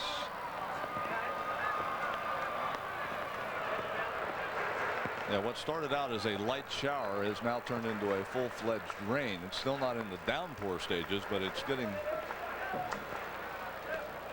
a little heavier as the time goes by. Got him. He strikes out the side after not having won all night until now. So the best inning so far for Pedro Martinez as the Phillies go in turn here in the 4th. And we head for the 5th inning. It's 2-0 Montreal. Back at Veterans Stadium as the ground crew continues to get the field in shape. Montreal Expos ahead by a score of 2-0. Pedro Martinez got 3 strikeouts last inning and got him in 3 different ways. Hadn't seen a strikeout from Martinez, but he's able to come up with 3. You see the ground crew heading back. Let's take a look at him right here. Pedro's coming up to the plate. He's going to be the leadoff hitter or second hitter inning. Now I got Wendell McGee on a breaking ball down and away. First strikeout out of the strike zone. McGee swings. Second time around he goes upstairs on McGee with the Morandini with the 4-seam fastball. Throws that one by him. Okay, so we've had a breaking ball away and a fastball up. Sefcik is going to be the fastball down. So 3 different locations, 2 different pitches, same result. 3 strikeouts for Pedro Martinez. And he will bat second in the inning. Lenny Webster leads it off. He reached on an error by Zuber first time around. It didn't hurt anything. We continue to play in rain here at Veterans Stadium in the 5th inning. Montreal leading 2-0. Webster spent a year and a training camp with the Phillies. He had been with Montreal before that, and now he's back with the Expos for a 2nd time. And he used to hurt the Phillies. In fact, Lenny came into the ball game tonight hitting a .296 lifetime against the Phillies. And the wet carpet helps that one go right on through. They really scoot on this stuff. You can see it. Webster has a single, hit number 5 for Montreal, and they've had their leadoff hitter on in every inning but 1 tonight. Second time in a row now Martinez is going to get a chance to come to the plate and do what he does best, the sacrifice bunt. Last time around got it down and tied Denny Nagel for the lead in the league in sacrifice bunts with 16. Will be in that same situation this time. Now keep in mind what we talked about before. Possible retaliation for Jeffries getting hit. Up, first pitch is down and inside. And they're warning, Frank is warning both of them and making his gestures to the dugout so the managers can be warned. That's it. Frank says action taken care of. You've been warned, you've been warned, you've been warned, and you've been warned. Let's go. That's the way to take care of it, isn't it? So indeed there was some retaliation for the fact that Martinez hit Jeffries with that first pitch. Uh-oh, he's out of the game. Mike Williams is out of the ball game, and look out, here we go. Here we go. Get ready for this. They're coming out of the bullpens too. This is a real melee here at Veterans Stadium. And you just hope that nobody gets hurt in this pile up here. Remember, you only have 3 umpires to try to separate him now, and the umpires are all standing back. They're not even trying to separate him. Fregosi right in the middle of it, and the umpires right around the edges of it. Sort of like a hockey fight, Teak. Let him go for a while, huh? Well, this is not your normal baseball fight. You usually have a couple guys in there. You see Larry Bow right in the middle of things. Now, usually there's a couple guys in the middle fighting, but this has been quite a few players involved in this. Curt Schilling involved in it. Jim Fregosi trying to get him away.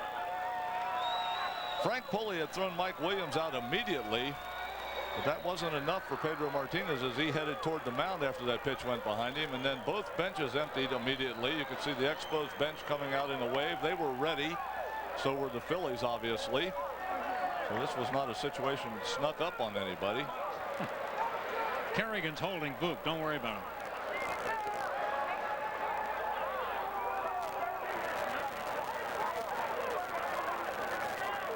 Now comes the aftermath, the shouting part, where you get in your verbal shots.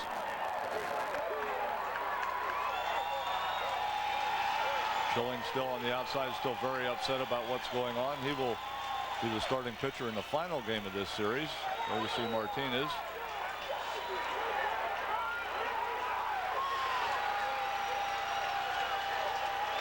Yeah, we should have a whole interesting series as a result of this now, because like you say, Schultz got to take the hill on Thursday night. Well, this is not the first time that this has happened in a game where Pedro Martinez has been pitching in. Talked about his reputation earlier, and obviously when you have a reputation that you throw at a lot of people, other teams are ready and get upset very easily. And also your ball club, because you know that it's happened before, they're always on the alert to protect their players. So you had two ball clubs that were really ready for this situation. And getting the players sorted out and heading back toward their respective dugouts. Curt Schilling still not real happy with the whole situation. Pedro Martinez, you mentioned he's been here before. Fregosi just found his cap. You know, the Phillies are going to need a new pitcher now, and he will have as much time as he needs to warm up after the ejection.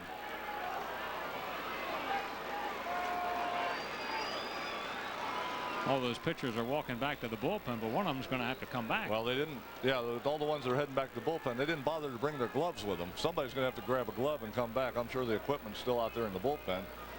Schilling's still upset in the Phillies dugout as he looks over and stares in the Montreal Expos side of the field. There, David West, he will start tomorrow night. So those are your other two pitchers for the Phillies in this series. Neither one of them looking real happy about what's going on right now.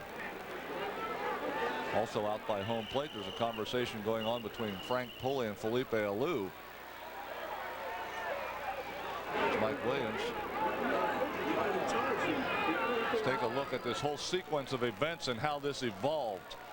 First of all, Mike Williams with the first pitch as Martinez is bunting down and in. Martinez skips out of the way. Frank Pulley immediately warns both sides. There will be no more of this throwing at hitters going on. If you go, anybody that throws for the rest of the night, you're out and your skipper is out, I believe is the way the warning goes. Next pitch from Mike Williams goes behind Pedro Martinez. There was no doubt Mike's intention on that pitch right there was to throw it behind there.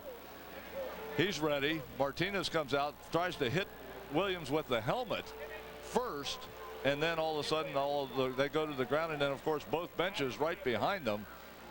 And that's a very dangerous situation right there when you're on the bottom of the pile with all those spikes going around and both benches are involved. You see, everybody was ready for this. This was not something that snuck up on anybody. They were ready and prepared on both sides that this may happen.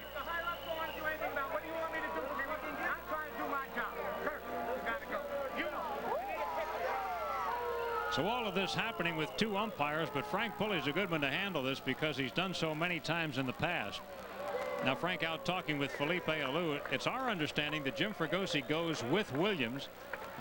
To our knowledge, Pedro has not been ejected from the ball game that we know of. Well, Mike Williams is an automatic ejection. We know that for sure because he threw the pitch and he was already ejected from the game before the squabble started. So Frank Pulley made that call immediately before anything started. It will be interesting to see what happens on the other side. Not so much for Martinez, you know, and what he was doing as we see somebody running down to the Expos bullpen right now, but for the fact that he went out and threw the helmet at Mike Williams. Hey, Todd was right down there in the middle of this whole thing. Todd, what's going on down there, bud?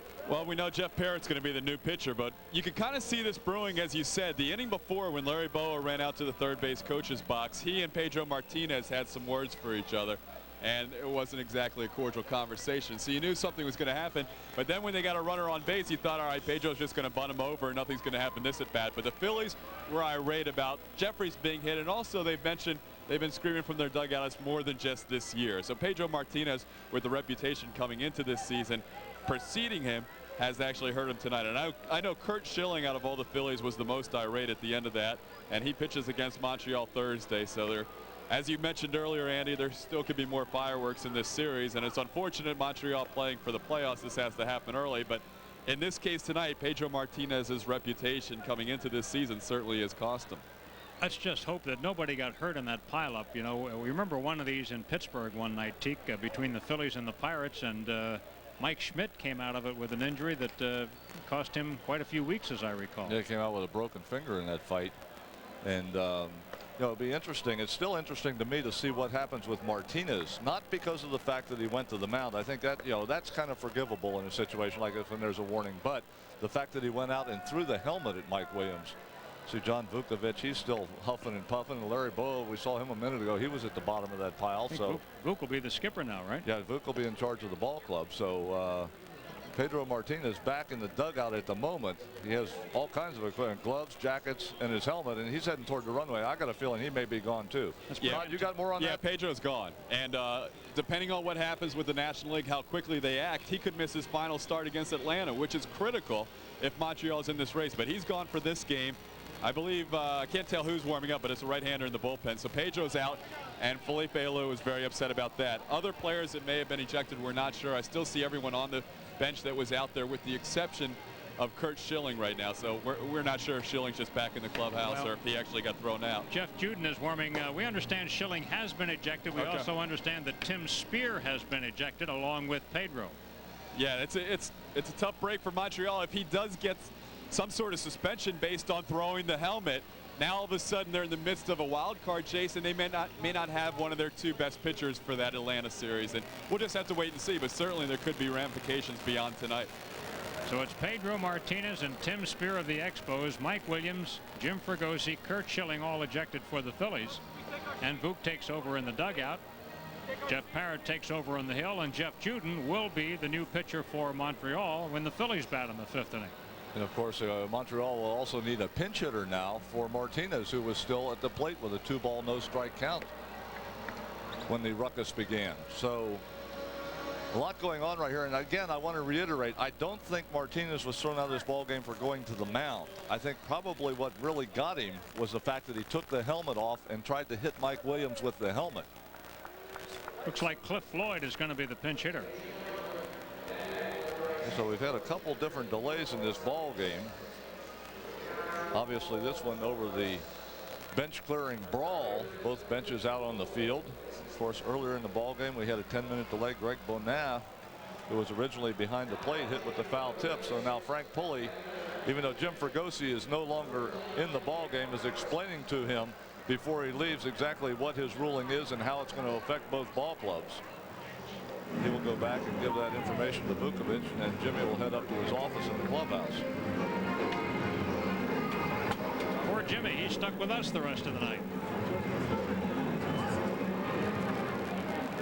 So Cliff Floyd will be the pinch hitter. He's batting .243, 6 homers, 26 RBIs. Strangely enough, just one sacrifice. Webster gets to second. How does it? Wild pitch gets him to second base. So the sacrifice no longer in order anyway. And it's 3 balls and no strikes. He inherits a 2-0 count.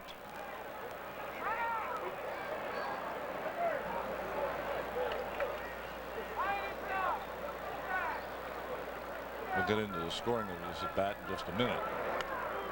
Ball 4. Okay, now the walk is credited to Williams, Teak. It's credited to Williams because he gave up the first 2 balls, put Jeff Parrott in a situation where he's down by 2 balls and no strikes. Cliff Floyd also gets credit for the base on balls on the Montreal side because of the fact that he got 2 of the 4 balls while he was at the plate. So that walk goes to Williams and Floyd. So in the Sunday paper, Jason Stark will be writing about how can you issue a walk after you've been ejected from the ball game. Well, and we just saw it happen. Now it looks like the bunt's in order. Play back to second. Safe. And the umpires are running all over the diamond because remember there's just 3 of them and you got plays here, there, and everywhere. This is tough on the umps. Bob Davidson out in the middle of the diamond, and as Webster, well, first of all, Gresselanek bunt takes this pitch. Santiago's throw to second. As Webster starts back, he sticks a little bit, doesn't quite get his hand all the way back. He's out of there. He is out of there. Kevin Stocker had the tag on him before his hand got back to the bag because he's stuck in the wet dirt. Gresselanek gets the bunt down, foul. Here's a guy who has the 4th most hits in the National League, but this is a bunt situation and he's trying to get it done, and now it's an 0-2 count. They'll probably let him go back to swinging again. Jerry Manuel down at third base going through the signs. 0-2 the count on Gresselanek, who is 1 for 2 in the game tonight. Montreal leads at 2-0 as you can see, but they've got 2 more on here and nobody out. Into center field. Otero coming, makes the catch. Runners stay put. Webster at second was off the bag, so he stays there. Gresselanek is out. Officially, that's the first batter that Parrott has faced. Mike Lansing coming up. Lansing has flied to the wall in left center, caught by Jeffries. He's no longer in the game, and he's grounded out to shortstop.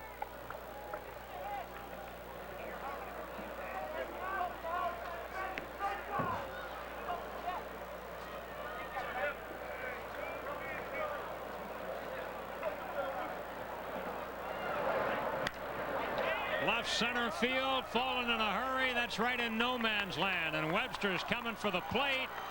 Throw is offline. It hits Webster. That's no account. Here comes another man for the plate, and Montreal gets 2. It is 4-0, and all the way over to third goes Lansing.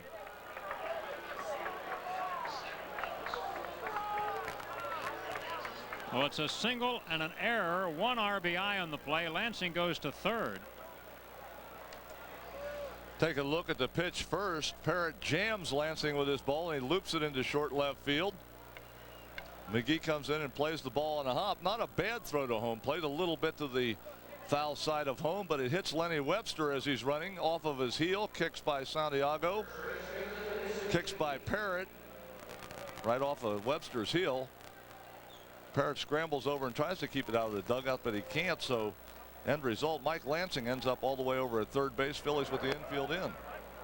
Still only 1 out in the inning as David Segui's up there. He's 1 for 2 tonight. So Lansing gets an RBI single, takes second on the throw, goes to third on the error, and the second runner scores on the error.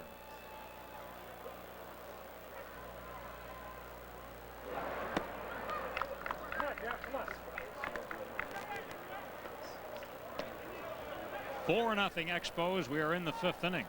They've scored them in pairs tonight, 2 in the 4th, 2 more here in the 5th, and a shot at getting another one here. Segui has already knocked in 55 this year, and he bats here against a drawn-in infield.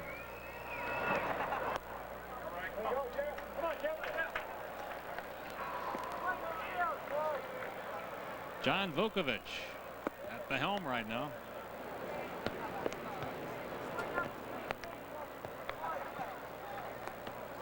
Mentioned that the infield was in tight for the Phillies. They don't want to give up any more. But don't forget, they'll be facing Jeff Juden now and not Pedro Martinez. There's the big guy. He's won 4 games, hasn't lost any. Over about midseason from the San Francisco Giants.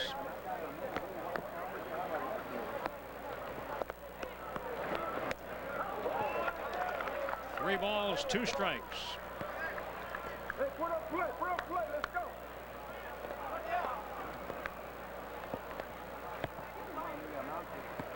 All of the runs so far charged to the Phillies starter Mike Williams.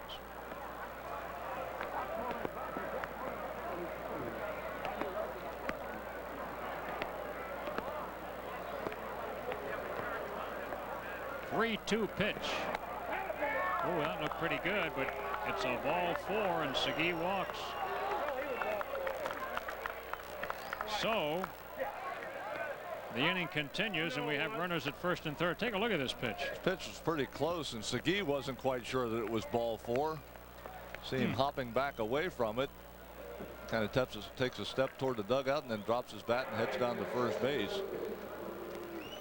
David Segui was not completely convinced that that was ball 4, that's for sure. Lansing at third, Segui at first. The double play in order now, and the Phillies play at that depth. Here is Moises Alou. He's 0 for 2 tonight, and he pops a foul back out of play. In the ball game tonight, Alou has grounded to third and flied to center.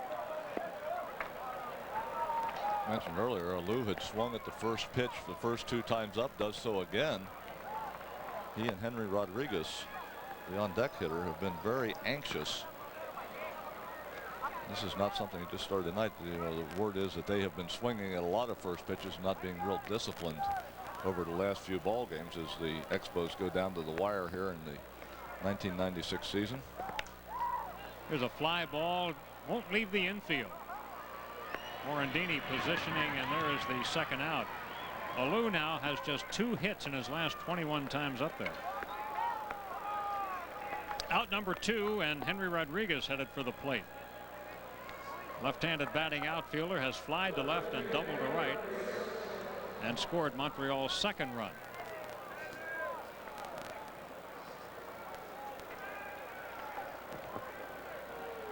Henry's had quite a year, his first full year as a regular.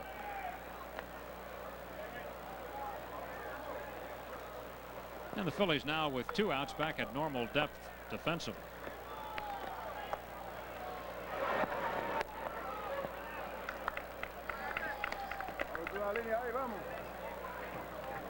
With all that's happened here, we've kind of forgotten about the rain, but it's still coming down, not as hard as it was there for a while.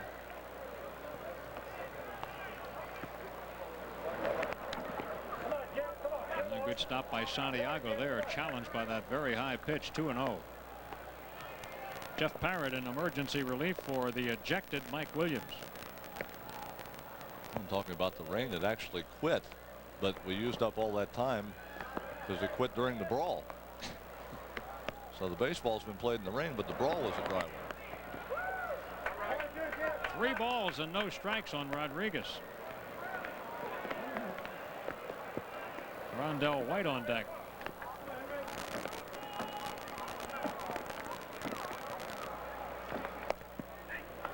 Ball 4, the bases are loaded. Well, the veteran Parrott may have avoided the left-handed batter. I don't know, but at any rate, he's got to face White here with the bases loaded.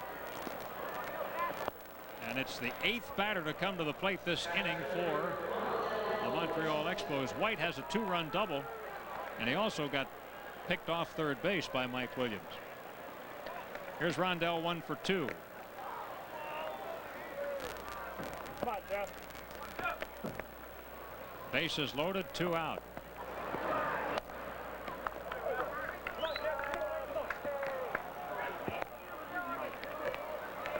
Career with the bases loaded, pretty good. 407, 2 homers, 2 slams. Phillies with action in the bullpen. Russ Springer, the right-hander, up and throwing. Fly ball, foul, and out of play.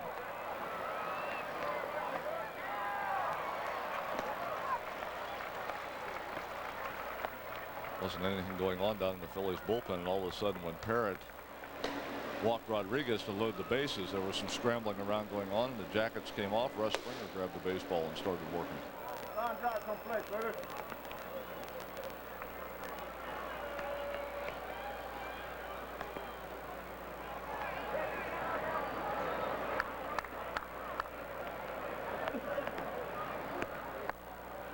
That's a little low. Parrott's got to make some pitches here. 2 balls and 1 strike. Parrott, of course, did not get credit for it or take the blame for it, as would be more appropriate to say, but he walked Cliff Floyd, first batter he faced. That walk charge to Mike Williams. He's walked 2 since, so he's got 2.5 walks. There's a bouncing ball, deep short, got the play at second, gets it there. Nice play. And the inning finally comes to a close, but Montreal picks up 2 more. Only 2 hits in the inning. Bases left loaded. 4-0 Montreal. Back to the bottom of the 5th inning. Montreal up by a score of 4-0 now. And let's take a look one more time at what started the rumble here at Veterans Stadium. First of all, Mike Williams pitched down and into Pedro Martinez. No doubt about the purpose of that, chasing back off the plate and let him know that the Phillies were not real happy about the fact that he'd hit Greg Jefferies in the arm the previous time up to the plate. Then after Frank Pulley warned everybody about throwing at hitters, the next pitch from Mike Williams to Martinez, he turns around to bunt. This pitch completely behind him into the backstop. Before the ball ever stopped rolling, Pulley had already ejected Williams, but here comes Martinez to the mound, and watch the helmet. This is what got Martinez in trouble, was the helmet itself, and then both clubs arrived. Williams and Martinez at the bottom of the pile as both clubs seem to pile on right there. Not a whole lot of people trying to break it up at this point. They're just going after it. So that's what started the rumble, and all these little changes that we have here at Veterans Stadium. Things have calmed down just a little bit. Here's Jeff Juden, the big guy, taking over. He's 6'8", 265 pounds. He is listed. Jeff, a 25-year-old from Salem, Massachusetts, and he's done a decent job. He's 4-0 with a 3.34 earned run average for the year. Those victories coming with the Giants. Since joining Montreal in 20 ball games, no wins or losses, but a 2.22 ERA. So he takes over here, and I assume has a chance to be the winning pitcher in this ball game, because the victory cannot go to the starting pitcher. Pedro only pitched 4 innings. Also, Bobby Estalella batting for the Phillies as a pinch hitter for Parrott. And Estalella infrequently used since his call up. He's been in only 2 ball games with 2 at-bats, one of which was a strikeout. This is his 3rd pinch hitting appearance. Did a fine job for the Phillies in the minor leagues this year. Estalella began the season at Double-A Reading, hit .244 in 111 ball games there. Promoted to Triple-A Scranton when Gary Bennett was recalled on August 23rd. His Scranton numbers, a .271 batting average. Only in 10 ball games there, but during those 10 games he hit 3 homers and drove in 8.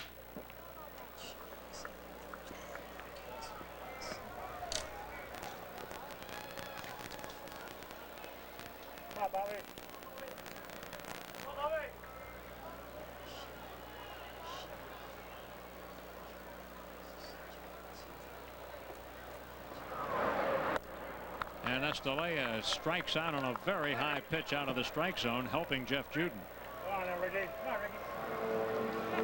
Phillies batters had not struck out through the first 3 innings of his ball games. Now Estalella, after a long delay, becomes the 4th strikeout victim in a row. The first 3 Pedro Martinez. Now Estalella up and out of the strike zone. So Jeff Juden comes in and strikes out the first batter he faces. Now we'll go to the top of the order. And it's Ricky Otero, who is nothing out of 2 tonight. Basically 2 ground balls to second. One of them was touched by Pedro on the way by. Third baseman Santangelo very shallow on the turf, protecting against a possible bunt. And Otero has 10 bunt hits. And this is as shallow as I've seen any club play against Otero. They usually play up, but not quite this far in.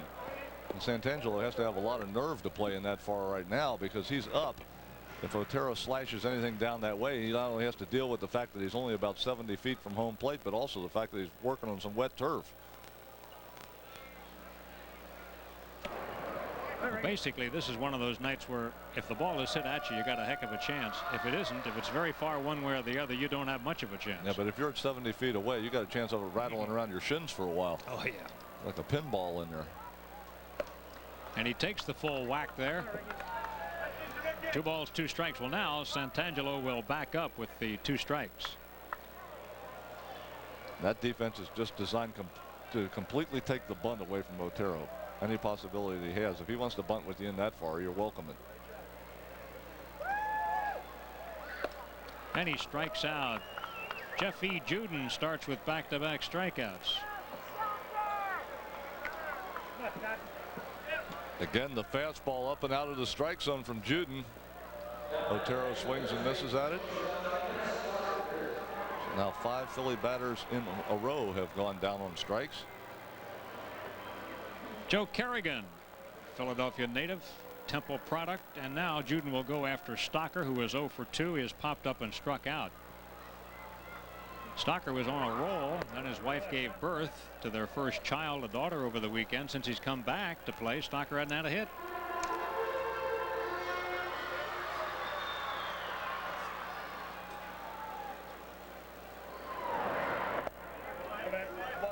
Two balls and no strikes.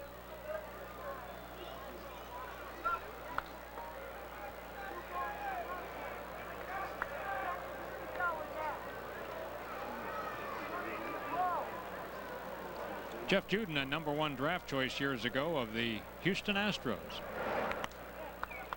And he's behind in the count here, 3-0.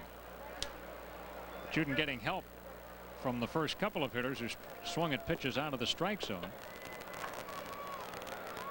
Jeff was the 12th player taken in the '89 free agent draft. And the Phillies acquired him from Houston in '93 along with Doug Jones for Mitch Williams.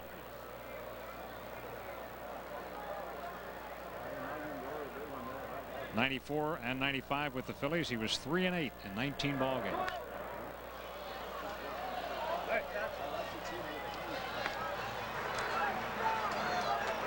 Last year he hit a grand slam home run.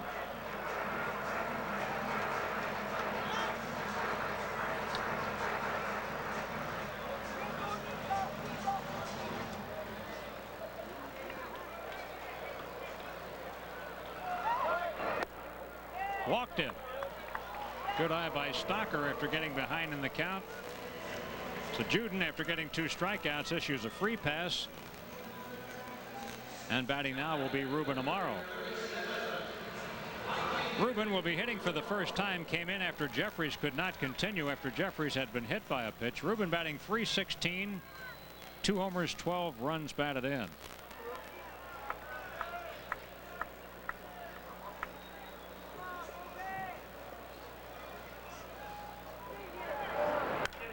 Smash to right field. It's in. Extra bases for Ruben. Stocker being waved around by Boa. Here's the throw. He scores. Now the play to third, and Amaro's going to be out. Amaro out to end the inning, but the Phillies get on the board. It'll be an RBI double for Amaro, and the Phillies pick up a run on 1 hit. Nobody left on base, and after 5, it's 4-1 Expos. Well, the Phillies on the board now as a result of Amaro's RBI double. It's a 4-1 ball game, and the Phillies turn it over at this point to Russ Springer, appearing in his 50th game of the year. Spring 3-10, 4.61 earned run average for the right-hander. Russ Springer, 26-year-old, going to be 27 in November. And for the Expos, F.P. Santangelo, their only batter who didn't come to the plate in that 8-hitter 5th inning. Santangelo 0 for 2. He has grounded out and struck out.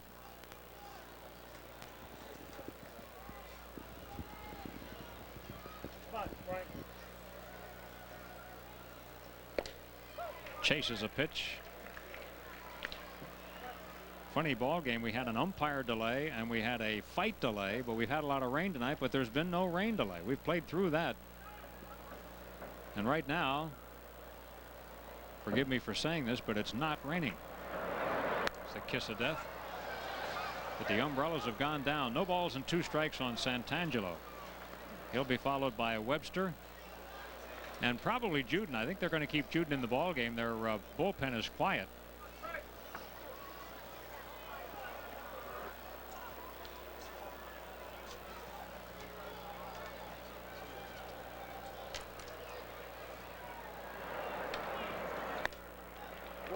One ball and 2 strikes. There's Big Jeff with a bat. He's not going to hit a grand slam here because he's batting third.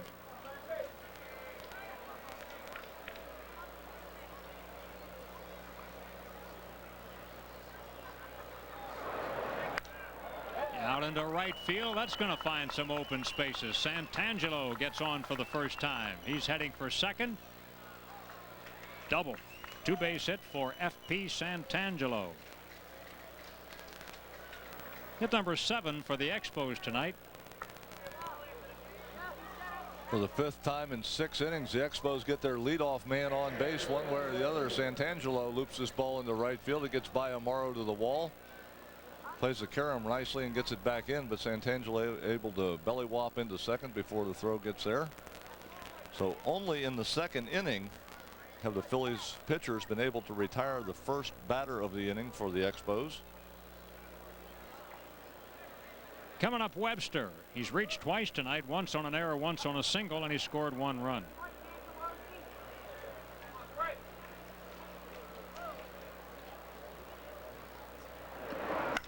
Back through the middle. He's got a base hit. They're waving Santangelo. He scores. It's 5-1 Montreal on a single by Lenny Webster. Told you he hurt the Phillies. He always did when he played for him the last time around. Take a look at Webster trying to hit the ball to the right side to move the runner. Not only gets it to the right side, but also up the middle. So he gets the bonus of not just moving the runner to third base, but scoring Santangelo from second base. Now makes it 5-1 Montreal Expos. Still nobody out, and Jeff Juden, the big left-handed hitter at the plate, he'll be asked to bunt. Big Jeff with that grand slam last year. This is his first Montreal at bat. He put down a pretty nice bunt. Santiago makes the play to Morandini covering. So it's a sacrifice for Juden, who does his job. That's the first out of the inning.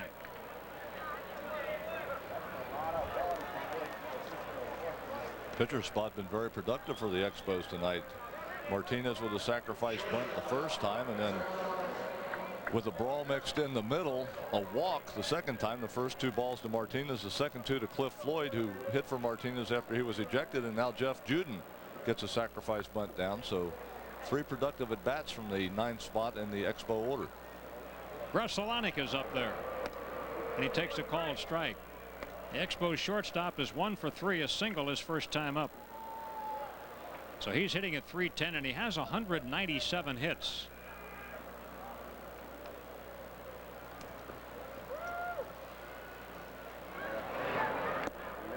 Nice stop by Santiago. He's done a lot of that. The single season hitting record for the Expos is 204 by Al Hits Oliver, the hitman, back in '82, and Grusolanic with a week to play has a shot at that. 5 more games for him after tonight.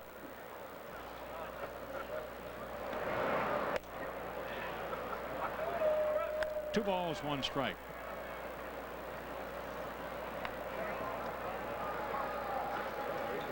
(5-1) Montreal.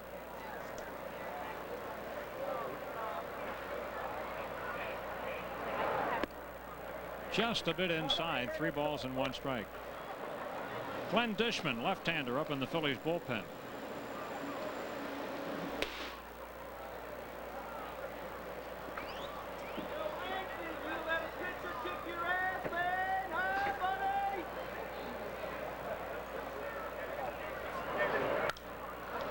Down the right field line a long way, but a foul ball.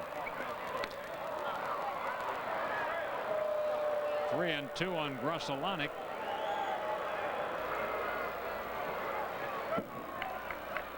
You know, he won the leadoff job for the Expos in spring training almost by default. They really didn't think they had a leadoff man, so Felipe stuck him in there, and he's rewarded him.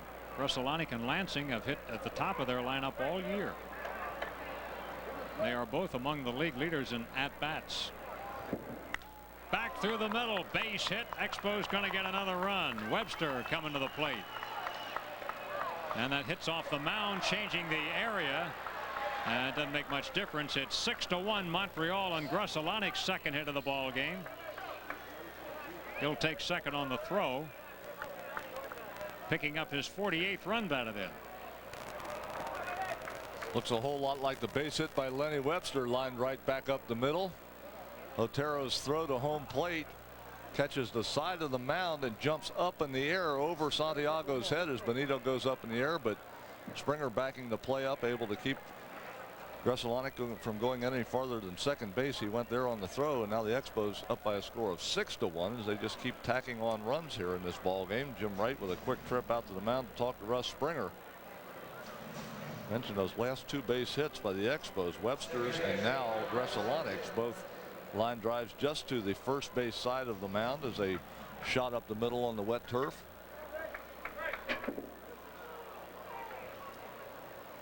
Book sitting in for the skipper tonight after he was ejected following Mike Williams' ejection, or at the same time as Williams' ejection. Here's one that should be the second out of the inning. Stocker making the call, and that is out number 2 as Lansing pops up. So we have 2 outs and David Segui coming up there. David officially 1 for 2 plus a walk, and he scored 1 run. He finds a runner at second base and 2 outs.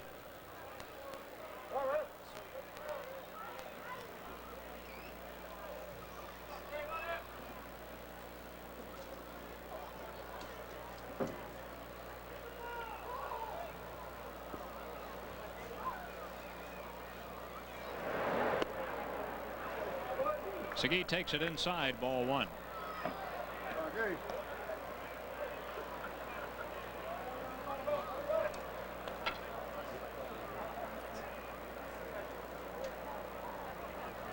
Segui, one of many of the Expos who had to have a stint on the DL this year. Takes a whack, does not come up with it. Segui had a fractured right thumb and was out from the 4th of July until the 16th of August.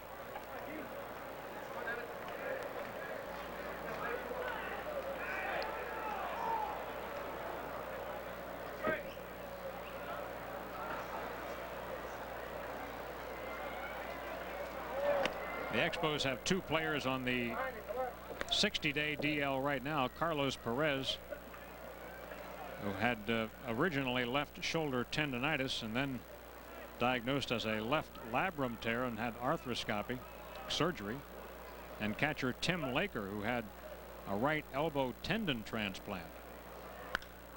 That's hard hit, but right at Stocker. Makes the play to first in time, and the inning is finally over.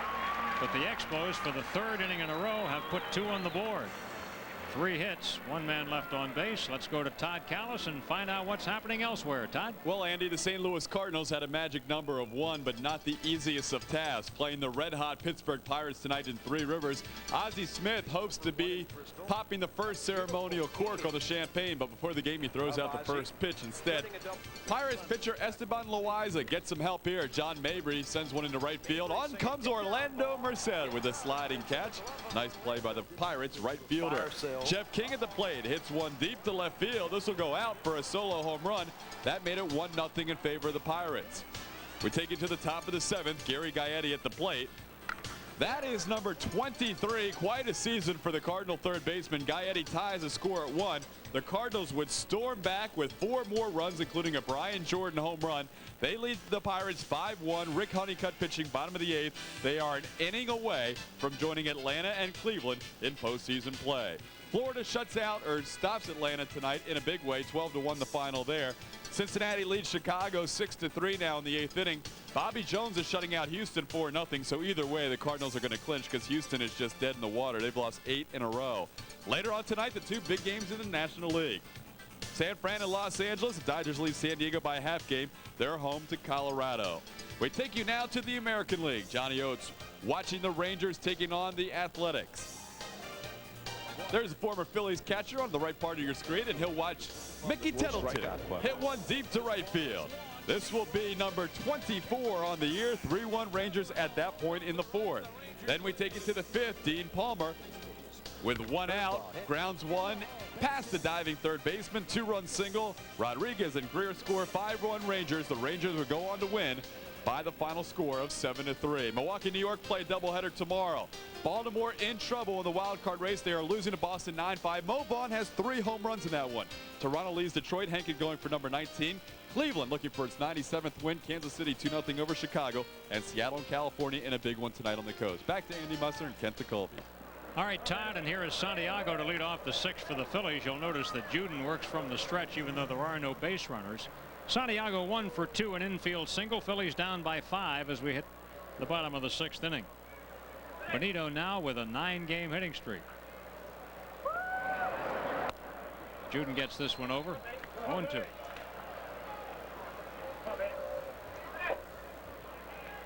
Juden, a shot to pick up one of those so-called cheap wins.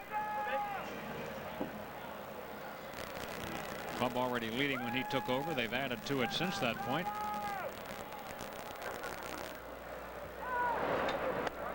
And Santiago chases one to strike out. Juden picks up his 3rd strikeout.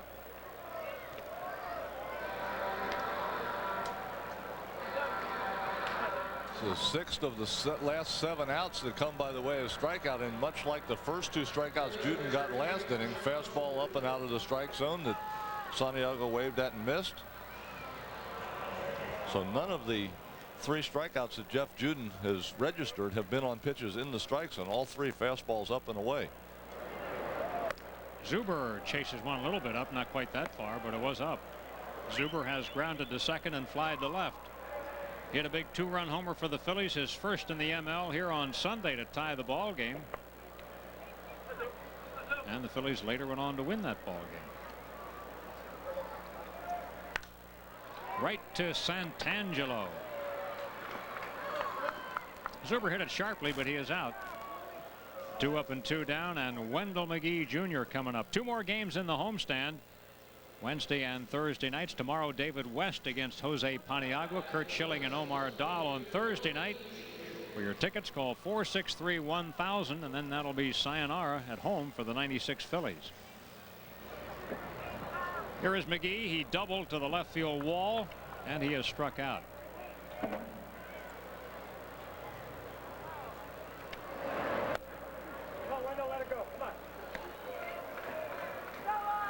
Wendell, with that hit tonight, does have his average up over the 200 mark. He had struggled to get there. He's 203 right now. McGee hit 293 at Reading and 284 at Scranton this summer.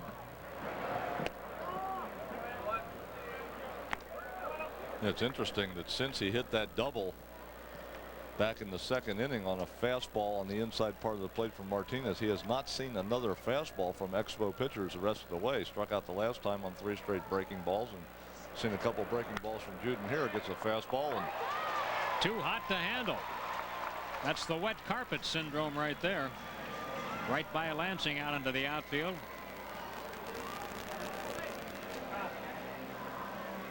So Webster and Juden think that they have thrown enough fastball or enough breaking balls to get Wendell McGee Jr. off of him, but they throw him one and he just scoots it through to the right side.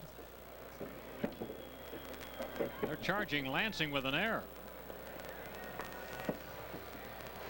Well, he just barely got the tip of his glove on that ball as it was hit firmly to the right side, and of course on the wet turf was picking up speed as it got to Lansing, but he did touch it, but he didn't ever have it on the inside part of the glove, that's for sure. Morandini takes a strike. Mickey has flied to left and struck out, making him 0 for his last 15. Mickey at 249 right now.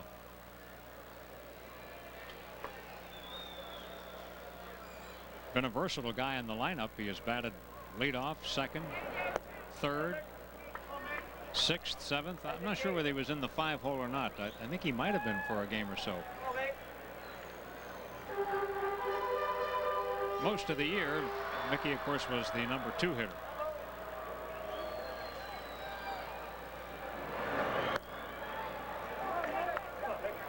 A ball and 2 strikes on Morandini. Of course, right now that number 2 spot occupied by Kevin Stocker. He's been kind of hot since he's been in that spot. He moved to that spot when Mickey was moved to the leadoff spot for a while. Kevin got hot, so Jim Fregosi decided to leave him there and move Morandini down the lineup. Chased one there. The Phillies have used 11 different leadoff hitters this year. There you see Kevin Stocker, the current number 2 hitter in the Phillies lineup.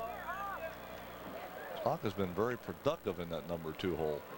Don't know if it was just coincidence that he was in the 2 hole when he got hot, but sometimes you find the comfort zone. Got a lot better pitches to hit there than he did in the number 8 hole. Jam job, foul out of play. Of course, he had hit in the 2 spot a lot of times in the minor leagues. Yeah, that was really Kevin's natural spot in the lineup throughout the minor leagues. Of course, when he came to the Phillies in '93 with that powerful lineup and You know, all those guys, all those hitters in the lineup. Kevin went immediately to the 8-hole and had been there for the majority of his time with the Phillies, but recently moved to the number 2 spot.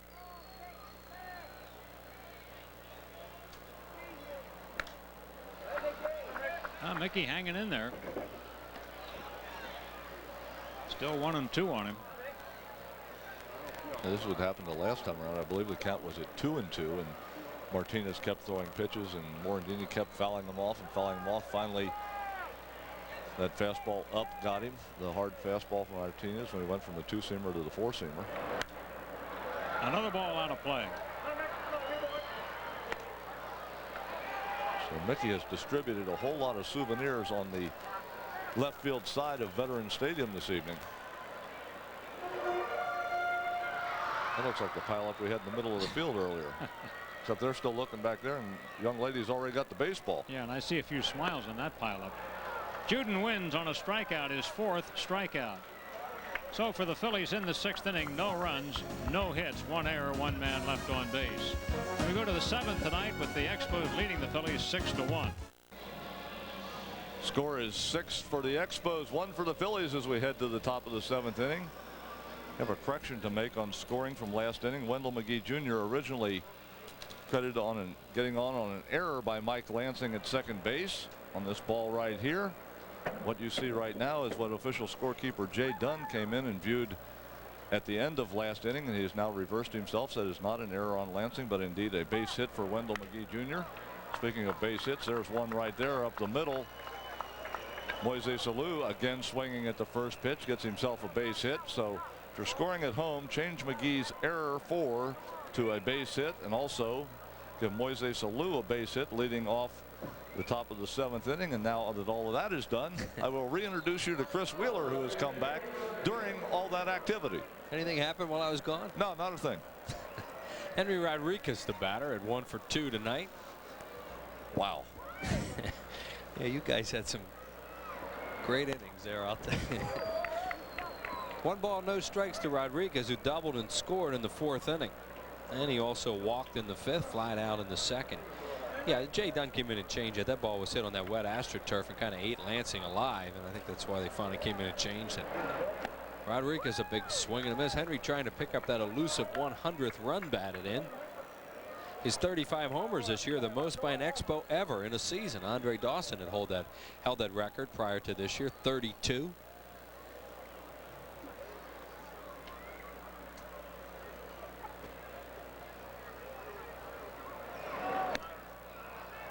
Swing and a miss by Rodriguez. Springer on in his 2nd inning of work. He gave up 2 runs. The Expos have gone 2-2-2 in the 4th, 5th, and 6th innings, and they lead this one 6-1 here in the 7th.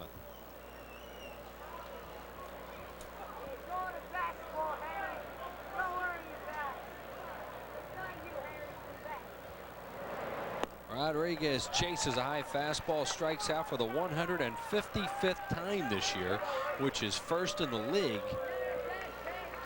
Henry Rodriguez has done 2 things very frequently this year: hit the long ball and swing and miss at strike 3. Ball well up out of the strike zone. A lot of guys chasing high fastballs, and I feel he's chasing a lot of high pitches from Juden. And there Rodriguez chases that one from Springer. Rondell White, the batter, a 2-run double back in the 4th inning to give the Expos a 2-0 lead at the time. Fists one through the middle and a base hit. Alou got a late start because it appeared Morandini might have a chance to catch it, so Alou will stop at 2nd. And Rondell White has his 2nd hit of the ball game. Expos with 2 on and 1 out for FP Santangelo, the switch hitter. Rondell gets jammed with this pitch pretty severely, but able to get it up in the air and just over Morandini's glove into center field. You see Mickey making the leap out there. Alou had to hold his position at first base before he found out for sure that ball was going to drop into center field, so he got no farther than 2nd. That's hit number 11 for the Expos tonight. 5 of them off Springer in his inning in a 3rd. Santangelo doubled and scored in the 6th inning.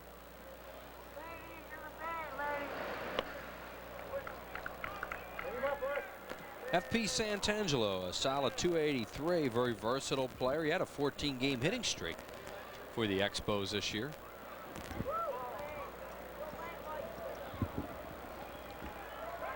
Morandini comes in behind Lou, and they almost got him. Bob Davidson says safe.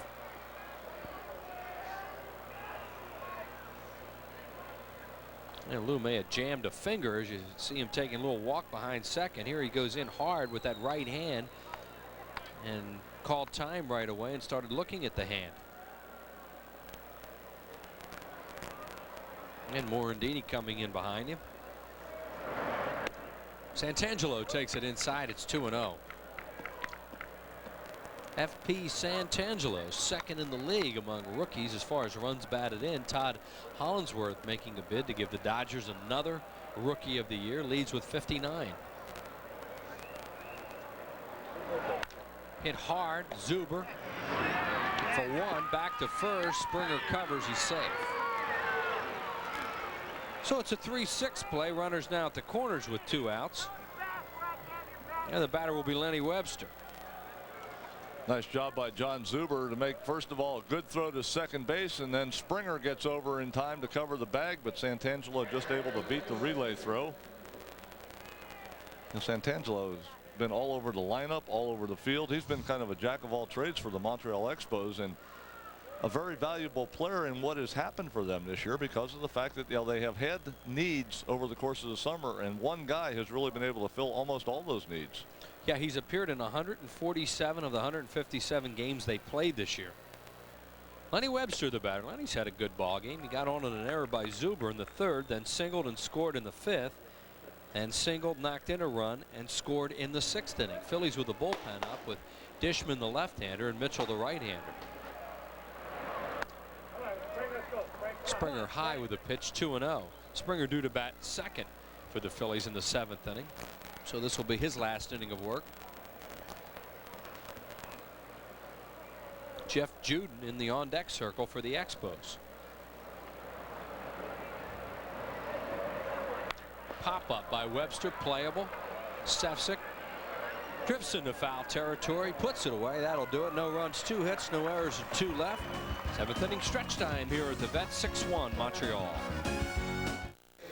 Phillies logos and official all-star items, everything for everyone, just a phone call away. Call 463-1000 to find out about everything they have for all baseball fans. 463-1000. That's Phillies merchandise.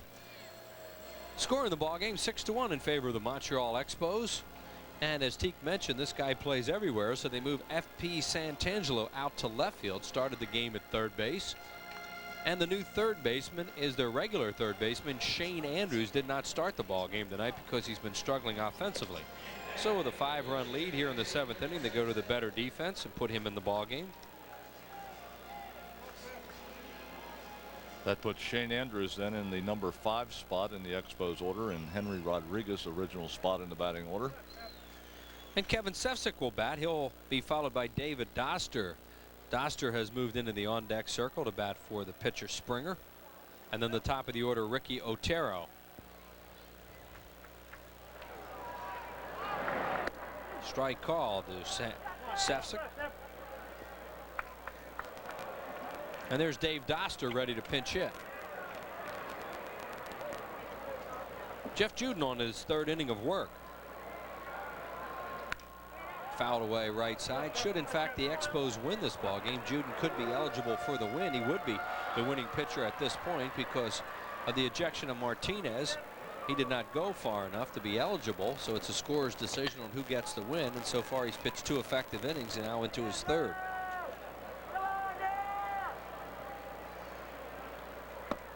That ball pops in and out of the glove of Webster, and it's a ball and 2 strikes. Stefcik was intentionally walked in the 2nd inning, struck out against Martinez in the 4th. That would be the last batter Pedro Martinez would face as that fight ensued while he was at bat, and Mike Williams threw a couple pitches near him. And there were a plethora of ejections. Plethora. A lot of them. Either way, there was a bunch of them. There were a lot of them. 2 balls, 2 strikes.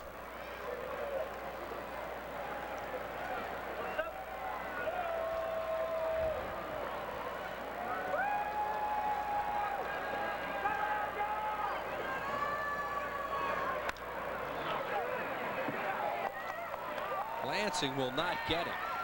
Boy, Sefcik had a funny swing at that. He really got jammed, and it squirted by Segui on that wet turf. Lansing made the play, but had no chance to get Sefcik, so that'll be a base hit for him.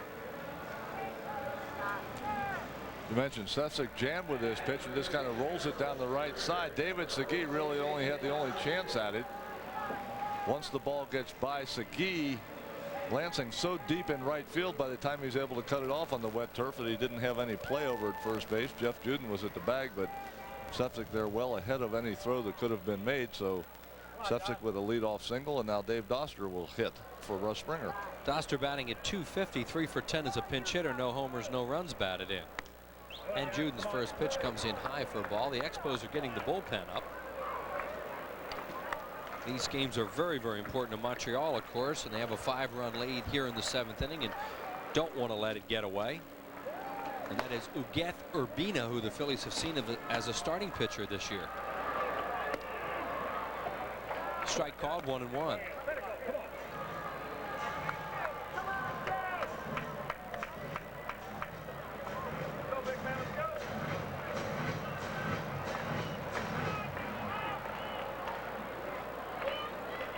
Doster grounds one to third. Andrews to Lansing. They'll just be content with one. Fielder's choice on the play, 1 out.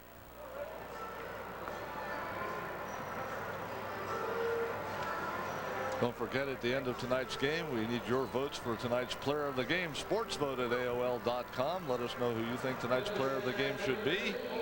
Very interesting ball game with a lot of things going on in it. So let us know who you think the player of the game should be. We will tabulate those votes and bring them to you. Bring you the results, that is, during the post-game wrap-up.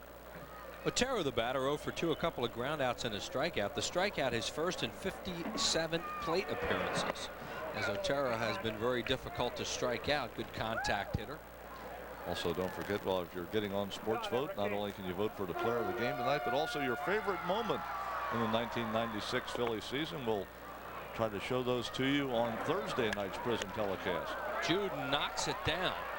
Throws to first, got him. Good play by Jeff Juden on a ball hit hard back through the middle. Doster advances to second with 2 outs.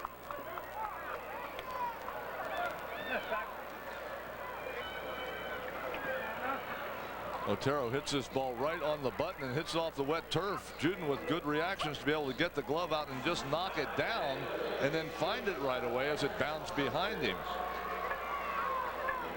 Now, half of the battle is getting your glove on the ball and knocking it down. The second part of it is having enough composure to be able to find it again and get the throw over to first base in time to get a very speedy runner, Ricky Otero. Who is now 0 for 4 in the night, and that'll bring up Stocker 0 for 2. He walked and scored the Phillies run in the 5th. Ruben Amaro is in the on-deck circle. That was the spot in the game that Jeffries started, and then Jeffries, hit by that pitch by Martinez, finally had to leave the game, sent to the hospital for x-rays. That sails way inside. It's a wild pitch. And over to third goes Doster.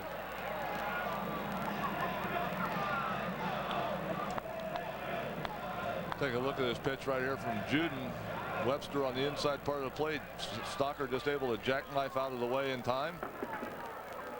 Pull the old belly button in, let that one get by. See Kevin looking out at the mound at Jeff Juden as that ball went by. Of course, from now on, after what's had transpired earlier, anytime anything's thrown on the inside part of the plate, the hitters are going to be a little testy.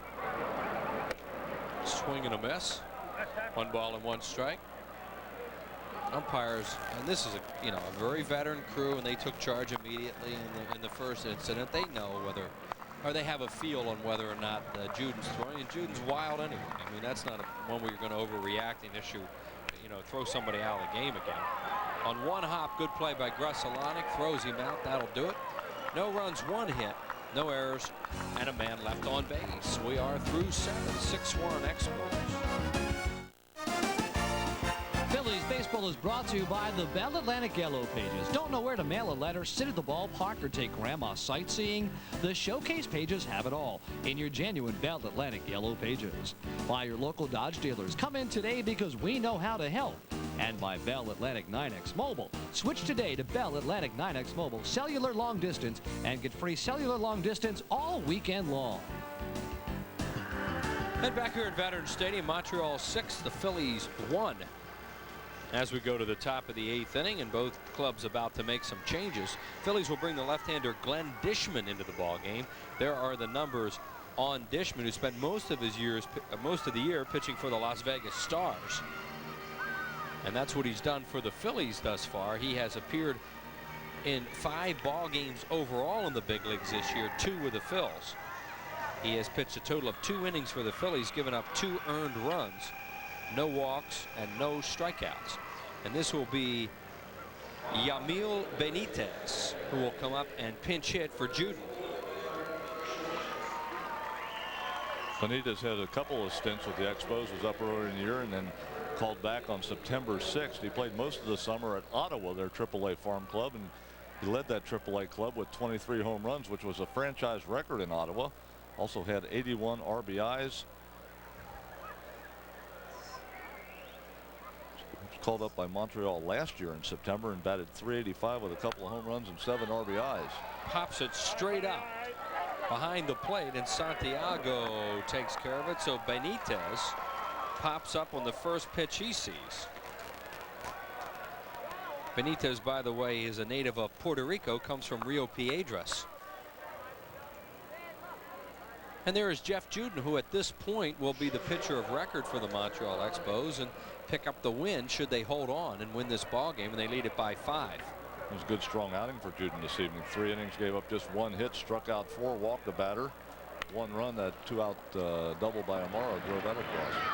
Pretty easy outing for Dishman thus far, as Gresalonic, who was 2 for 4 in the ball game, is now 2 for 5 as he swings at the first pitch and grounds out to Sefcik, 2 down.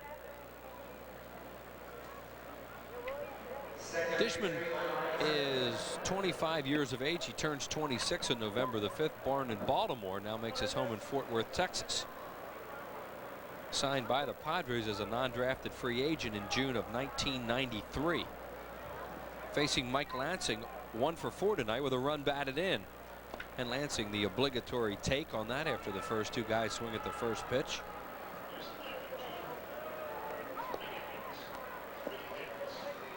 Toby Borland up in the Phil's bullpen. Lansing fouls it away, right side out of play. A ball and a strike on Mike Lansing. Lansing coming into the game tied for 6th in the league in doubles with 40. He's had a good year. Now has a total of 181 hits. Swing and a miss at a changeup, 1-2. There are the totals on the ball game. The Expos scoring 2 runs in the 4th, 5th, and 6th innings. Phillies with their run coming in the 5th. Stocker throws him out. An easy inning for Dishman. 1-2-3. Go the Expos in the 8th inning. No runs, no hits, no errors, and nobody left. Phil's bat in the 8th. 6-1 Montreal. We have a 3rd team in postseason play. Congratulations to Tony La Russa and the St. Louis Cardinals. Also coming over to the Cards this year, Dennis Eckersley, and he'll get Nelson Liriano to fly out to right field, and what a fitting way to end it. Brian Jordan, quite a season, puts the hand up, the dugout erupts. Dennis Eckersley and Tom Pagnazzi embrace. Also the front office from the Cardinals were on hand in Pittsburgh to watch that one. St. Louis joins Atlanta and Cleveland in postseason play. They are the winners of the National League Central Division. And guys, I guess you've seen that before, a little celebration in Pittsburgh. Yeah, I've seen 2 of them actually, Todd, and the most famous, of course, was in '93. But there was another one in 1978 when the Phillies clinched in Pittsburgh. Do you remember that? I think I was around the ballpark somewhere that day. I can't. It's a little vague about what happened. I'm not double sure. down the right field line by Hebner late in the game. Right after I hit Lozinski and loaded the bases. Yeah. And oh, dude, it's coming back a little bit. Right. But made it 10-4. Something like that. Yeah. Well, never mind. Ugueth Urbina will be the pitcher now. Yeah, talk about Urbina. Urbina is from Caracas, Venezuela, and they kind of like him as a relief pitcher now because he throws so hard. Phillies saw him as a starter earlier in the year, and they raked him in a game here at Veterans Stadium. He can rush it up there. In fact, J.R. Phillips hit 2 home runs off him in that ballgame. That was back on the 28th of June. And Benito Santiago also hit a homer. You don't forget anything, do you? Hey, I don't have many chances to talk to you about the Phillies raking you around a little bit because it didn't happen that often. You'd think you would forget the whole package then. I mean, you know. I remember that day. That was pretty exciting. Ruben Amaro, the batter, came in for Greg Jeffries. Ruben doubled, knocked in the Phillies' run back in the 5th inning. Amaro done a great job for the Phillies this year as a pinch hitter. Appeal to Eric Gregg. He says no, he did not go.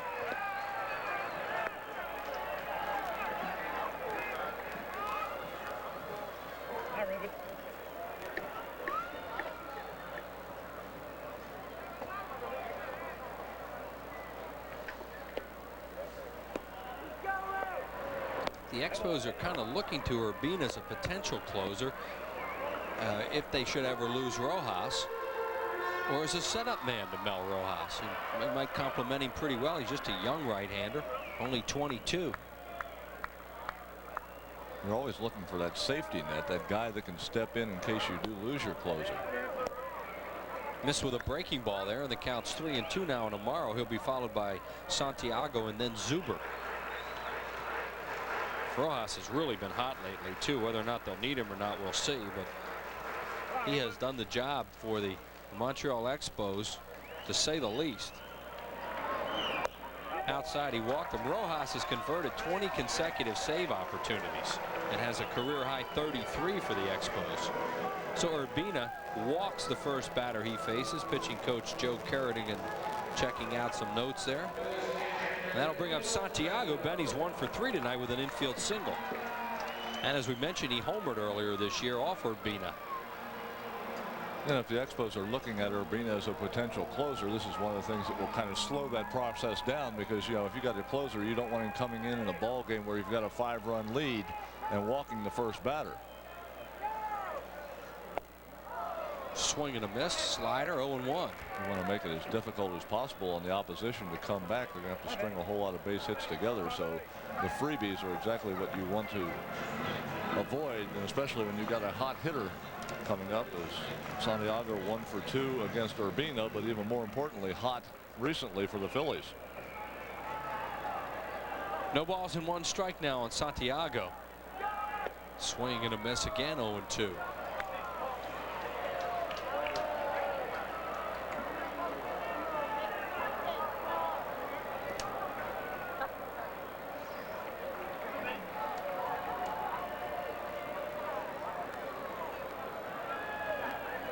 Urbina has appeared in 6 games that Rojas collected a save in, so that's the idea, that they could be thinking about him in the future to bring him in to set up one of the best in the league in Mel Rojas. Santiago, a base hit to left center field. Santangelo on it quickly. Amaro will stop at second. So the Phillies with 2 on and nobody out here in the 8th inning. And now you might see them start thinking about using Rojas as you're getting towards a potential save situation. Santiago doesn't get the greatest swing at this pitch, but able to loop it into left center field. Phillies, if they're going to help the San Diego Padres out tonight, they're going to have to get the motor running, and running it in a hurry. There you see Dave Beers, the right-hander, starting to throw in the Expos bullpen. So Urbina comes in, and the Phillies get the first 2 base runners aboard, trying to mount a little bit of a comeback here, close this 5-run deficit down. John Zuber going to take a shot at it.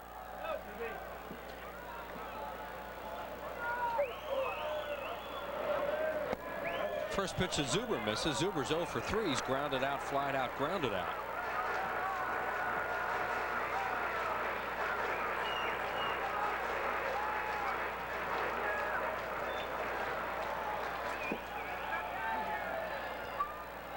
Amaro at second, Santiago at first, nobody out here in the 8th. Way inside, 2-0, and Urbina pitching himself into some trouble here. Expos have a 5-run lead as Felipe Alou, their skipper, looks on.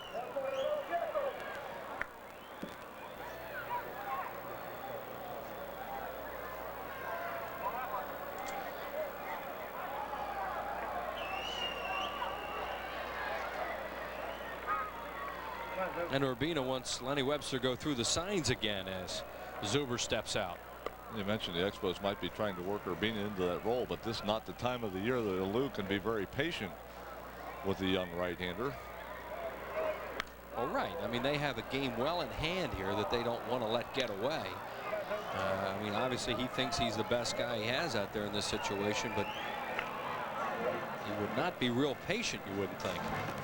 Not only that, but Alou can look right from the third base dugout out at the auxiliary scoreboard behind the Phillies bullpen in right field and see that the Padres have jumped out in front of the Colorado Rockies 2-0 after 1 inning. So, you know, he wants to keep as much pressure on the Padres as possible. Can't be real patient with Urbina. Ground ball up the middle. It's a base hit. Larry Bowa is going to wave Amaro around. Phillies will score a run, 6-2, and stopping at second is Santiago. As John Zuber knocks in his 8th run of the year. So 3 straight hitters have reached base against Urbina here in the 8th inning. And Alou continues to look on. Take a look at Zuber as he just bounces his ball right up the middle. Expos shade Zuber the other way, so Gresselanek at shortstop had no play on that ball as it goes into center field. Interesting part about that is you see the throw to third base right there. Urbina was not backing up third base, standing out in the middle of the diamond. Mentally, if you're not in the ball game, you're not backing up bases. You get disgusted with the fact that you're walking guys and giving up hits. All of a sudden you're not doing your job after you throw the ball. Yeah, there's always a job for you on every play. Wendell McGee Jr. the batter. Wendell's 2 for 4 tonight. He has doubled, struck out, and then on that scoring change was credited with an infield single in the 6th. Well, not really an infield single. The ball got by Lansing to the outfield. 2 on, nobody out, a run in, 6-2 Montreal in the 8th inning.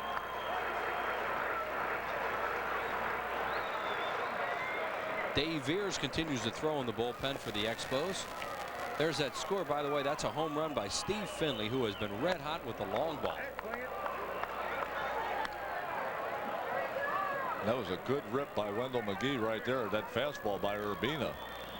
He's hit every fastball they've thrown up there tonight hard. He's had trouble with the breaking ball, but he's been right on the fastball and had a good rip at that one. Santiago at second, Zuber at first. Another fastball, fouls it back 0-2, or 1-2 on him.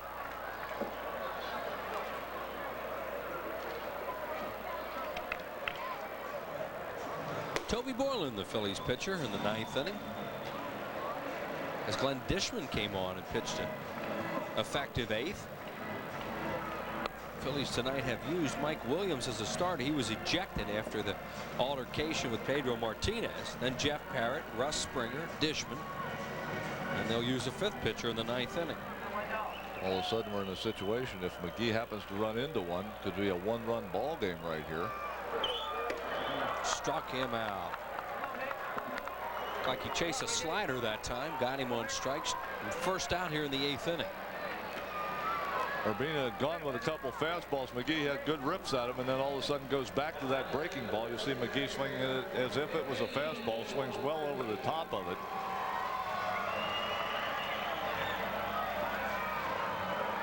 John Vukovich now the manager of the Phillies, as Jim Fregosi was ejected tonight during that altercation we talked about, which occurred back in the, what was it, the 4th inning, 5th inning, top of the 5th inning. Morandini the batter.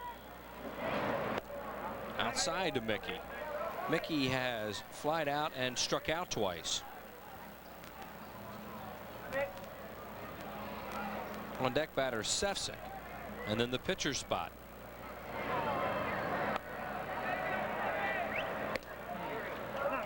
1-1. There are your base runners. Santiago at second, Zuber at first. Urbina, the 3rd pitcher used by Alou, behind Martinez and Jeff Juden.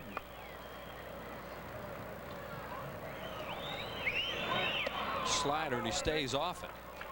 2-1. Saw John Vukovich a moment ago in the dugout. If he's looking down the line for potential pinch hitters for the pitcher spot, or even possibly for Sefcik, you have Gary Bennett and Gene Shaw and Desi Relaford still available on the Phillies bench. Strike 2 is called. Yeah, and Shaw's been bothered by a very sore arch. He was getting a chance to start a few games, and and now has been sidelined with the foot problem. There's Gene Shaw on the Phillies bench.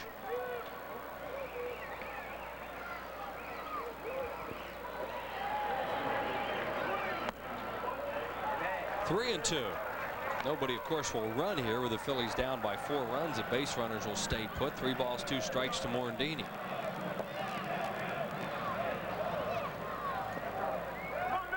But Urbina 1 ball away from bringing the tying run to the plate.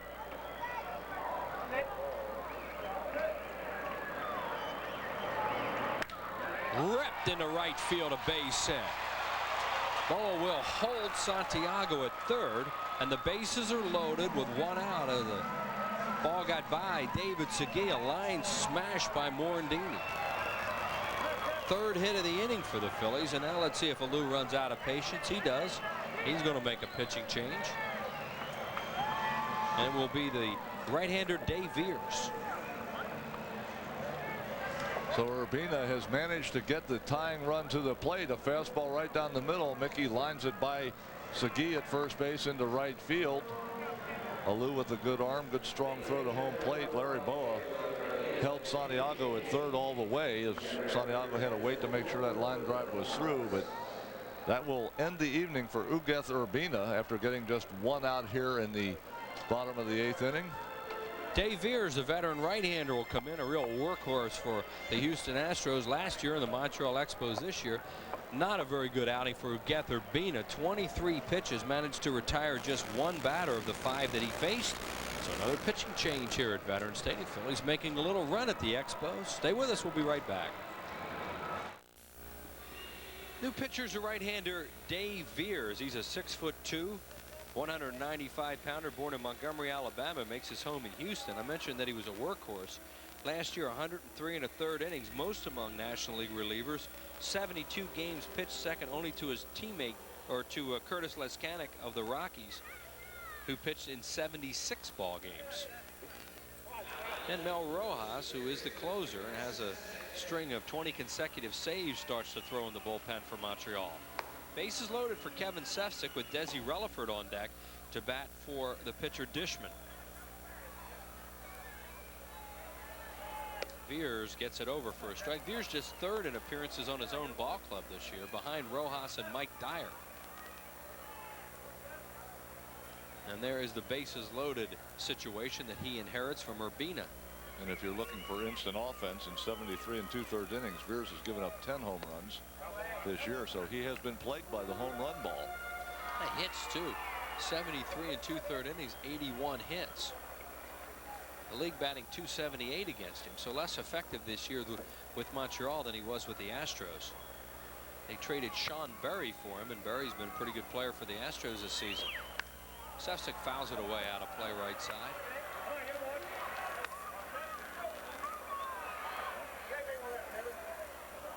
Kevin Sefcik is 1 for 2 in the game with an infield hit.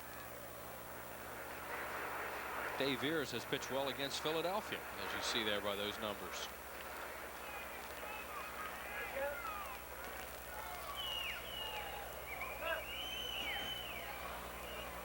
He's ahead of Sefcik, a ball and 2 strikes.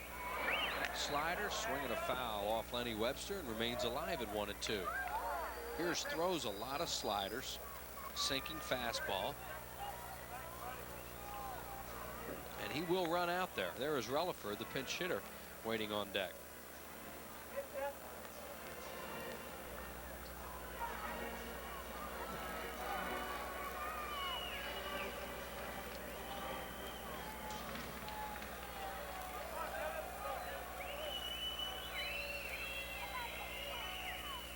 Fastball on the inside corner struck him out. After all those pitches away, he ran the fastball in. Looked like a strike.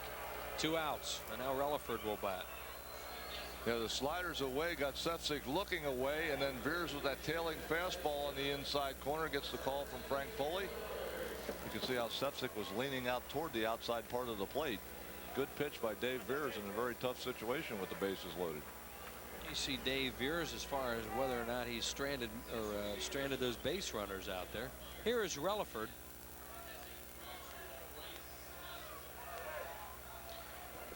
Desi Relaford 0 for 3 as a pinch hitter.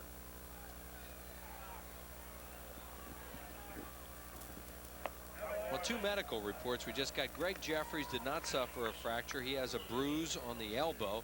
Unfortunately, Greg Bonin did suffer a fractured collarbone. That's what it looked like where he was hit. So, well, Greg will be all right real soon. Good guy and a good umpire. And yeah, he took that foul tip right directly on the clavicle and broke it.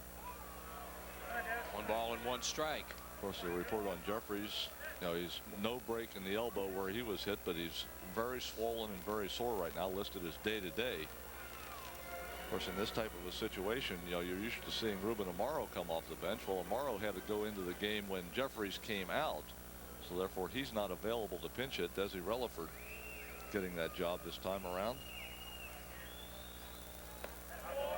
Takes it down low. Yeah, and we're not sure whether or not Shaw is available or not. They'd probably rather use a left-handed batter here. There is Santiago at third. Zuber, the runner, at second.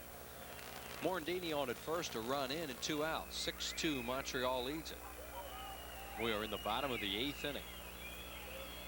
Fouled back. It's been a long game because there were several delays. One for the injury to Greg Bonin, of course, when he had to leave, and then the bench clear that occurred in the 5th inning took some time.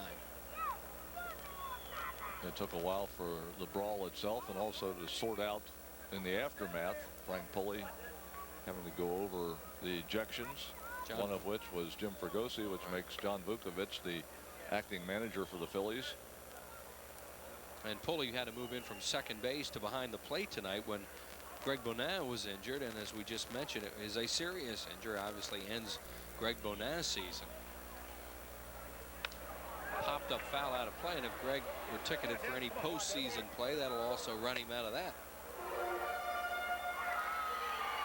They could be scrambling in the National League offices, realigning the umpire assignments for postseason play. Of course, that starts next Tuesday, I guess. So have to get all that in order. Postseason starts next Tuesday, but the participants, a lot of them still to be determined. Yeah. Inside, 3 balls and 2 strikes, so he's run out the string, nowhere to put him. Good job by Relaford to work a full count. And the on-deck batter is the top of the order, Ricky Otero. 1 more base runner, and you get into a save situation for Montreal.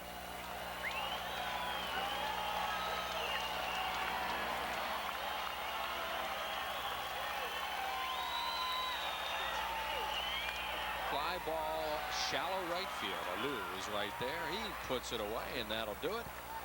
Phillies pick up just 1 run in that inning. They do it with 3 hits, and they leave them loaded. We go to the 9th, 6-2. Expos. 6-2 ball game as we head to the 9th inning. Expos leading this one, and a game they, of course, desperately need to win. They need to win a lot of them the rest of the way and look for some help out on the West Coast. Toby Borland will be the new pitcher for the Phillies, the 5th they've used tonight. There are the numbers on Toby. He works a lot of innings for Jim Fregosi, coming into game number 66 and up at 85 1/3. And Felipe Alou getting through that inning as the Phillies made a little run at him, but as they've done so many times this year, they had the bases loaded and not able to do much damage. Segui, Alou, and Shane Andrews now batting in the 5-hole will bat in this inning. See Alou or Segui 1 for 3 in the game.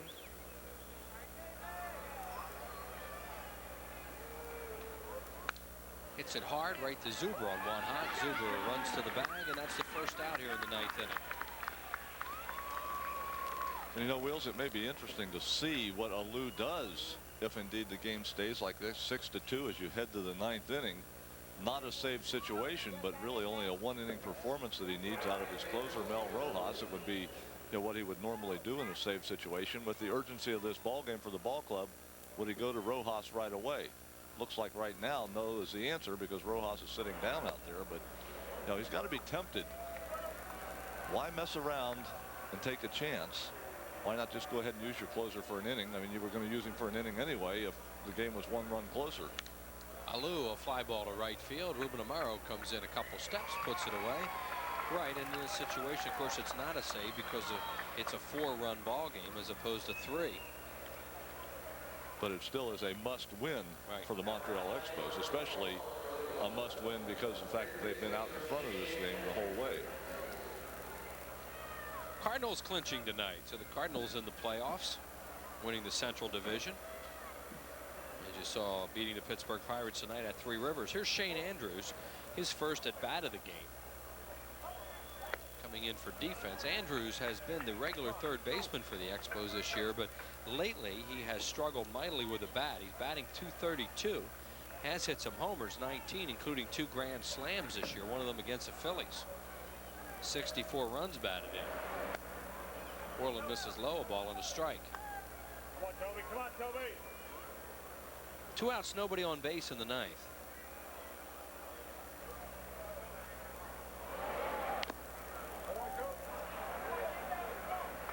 Foul ball, 1-2. Somebody will be getting a call who thought their season was over and get another umpire in here for the next 2 nights as Greg Bonin finished for the year. You wouldn't think there was any umpires on vacation right now to call back. Probably one of the minor league umpires that has already thought his summer was over with. Yeah, we saw Brian Gibbons was called into Chicago to help out when Harry Wendelstedt was injured last week when the Phillies were there, or 2 weeks ago.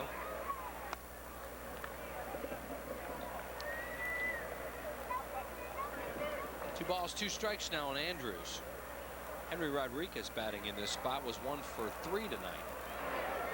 Pop up, playable, shallow left field. Stocker going back. Wendell McGee coming in. Look out, here comes Wendell. That'll do it. 3 up and 3 down. No runs, no hits, no errors, and nobody left on base. Last chance time coming up. 6-2 Montreal. Final Sports Channel game will be tomorrow night. Phillies and the Montreal Expos. Larry Rosen with the pregame at 7 o'clock. The ball game at 7:30. And we close out with our final PRISM game. That will be on Thursday, same time, same place, with Larry in the pregame, and the ball game beginning at 7:30. 2 more home games left, both of them on television for you. Tomorrow, Sports Channel, and Thursday on PRISM. Frank Pulley, the veteran crew chief who took over tonight at second base when Greg Bonin was injured. Turned out to be a fractured clavicle. So they've been working with 3 umpires ever since then. Ricky Otero will lead it off, followed by Kevin Stocker, and then Ruben Amaro, 3 switch hitters to face Dave Veers, with Mel Rojas ready to come on if he gets in trouble. Pitches down low for a ball. Otero 0 for 4 tonight with 3 groundouts and a rare strikeout for him.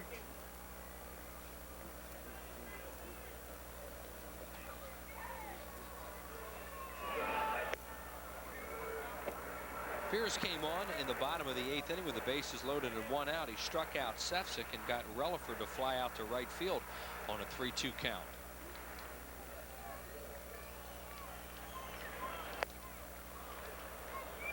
Two and 2.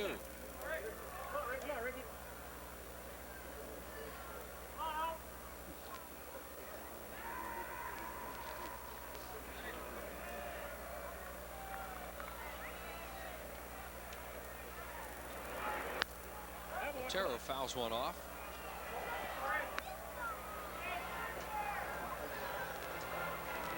Phillies down by 4 in the bottom of the 9th inning. If you're looking for the grand slam to tie, obviously the most logical guy to hit the home run is Benito Santiago. He's the 4th hitter up, so that means he has to come to the plate with bases loaded, nobody out. It's the only way Benito's going to get a swing at a bases loaded home run. Struck him out again. 2 strikeouts in the game now for Otero as he chases a ball way out of the strike zone. So Dave Veers has retired all 3 batters he's faced thus far. And this just takes Santiago out of a position to be there in a pitch well out of the strike zone. You know, if you're down by 4 runs and you go to the plate, especially Ricky Otero, who's naturally a leadoff guy anyway, the mindset should be, I have to find a way to get on base. Well, swinging at pitches like that won't get the job done. Yeah, exactly. I mean, he has to, his mindset has to be to get on base.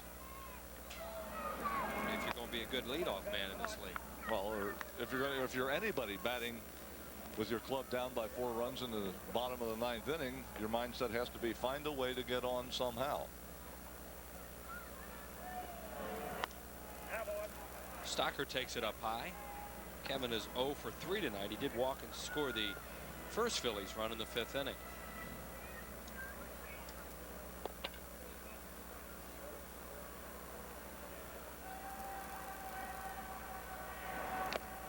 Foul tip held on to by Webster. 1 ball, 2 strikes on Stocker.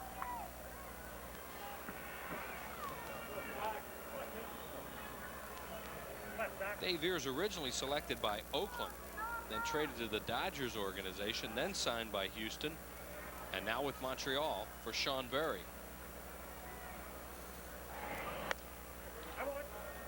Two balls, 2 strikes.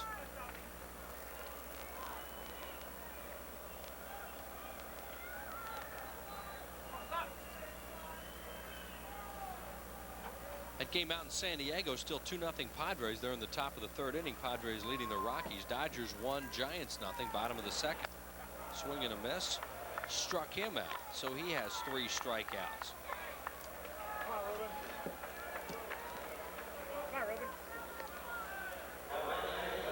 A lot of these tonight. Yeah, they came late. None through the first 3 innings. Then all of a sudden the Phillies batters having more problems making contact. Kevin Stocker swings through that fastball by Dave Veers. That is 11 strikeouts now for Montreal pitching. And as Teague mentioned, none prior to the 4th inning. So it's 11 in the last 5 2/3. So not a lot of contact since the 3rd inning. Martinez struck out the side in the last inning he worked. That was the 4th.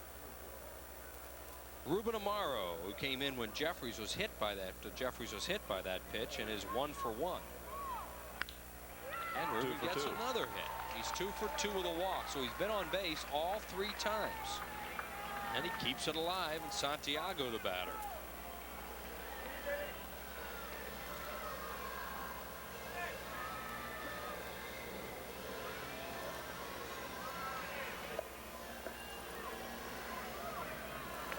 Santiago tonight is 2 for 4. He has an infield single and a single to left.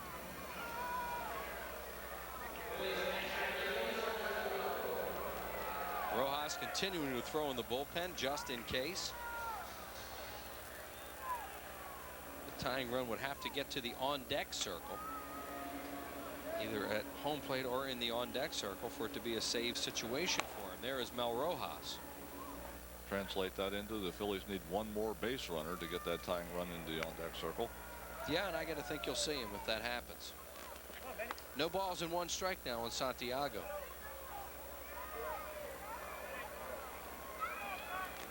Dodgers 2 and the Giants 0. They are in the 2nd inning at Dodger Stadium in Los Angeles. There is John Zuber due to bat next.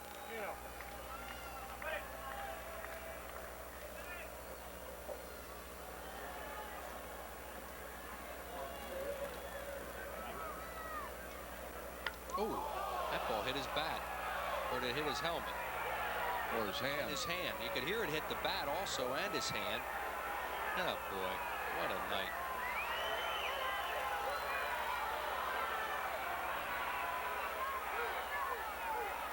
And Mark Anderson, the Phillies trainer, comes out to look at Santiago. They're going to give him first base. Call it a hit batter, so Benito Santiago will head on down to first. Now, Alou is going to head to the home plate umpire, Frank Pulley, walking very slowly. I think the first question is going to be about if the hand was part of the bat, and if that ball did indeed hit Santiago's hand while it was still on the bat. Yeah, because you could hear it hit the bat. I mean, it hit the bat a lot, but it obviously also hit Santiago. So now you're in that save situation. So now Mel Rojas is going to come on. Alou just shakes his head.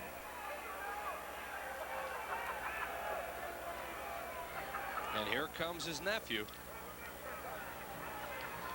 Call to the bullpen and to the family to get this one over with. Take a look at this pitch up and into Santiago. Appeared to hit his hand, and then if it did hit the bat, it hit the very knob end of the bat, did not hit above the hand. Take a look at it right here, a little better angle to see where that ball did make contact. His hand, Santiago's hands, if it hit the bottom hand on the bat. Take a listen to this right here. Listen to the noise. And that's a bat too. Yeah, there's, Mike got the bat and the hand at the same time. Well, We're still going on here. Here comes Rojas. We'll be right back. Well, the Expos need one more out to win this ball game. We are now in a save situation because the tying run has moved to the on-deck circle. So the new pitcher is right-hander Mel Rojas, who has a career-high 33 saves. He saved 5 of the last 7 Expos wins. He's 6th in the league and has saved 20 consecutive ball games.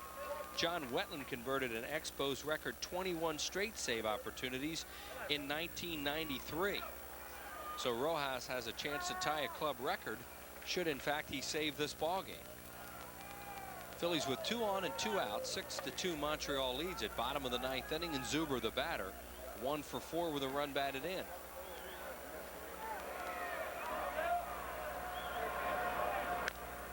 He grounds one foul. Mel Rojas with a fastball, slider, and his out pitch is an excellent forkball. Rojas, like most of the guys who use the forkball or splitter as their out pitch, like to get ahead early in the count and then get you to the point where you have to swing at that ball down in the dirt. High fastball, chased at 0-2, so he has him right where he wants him now. Zuber's never faced Mel Rojas. And Rojas has a devastating downer if he wants to throw a now.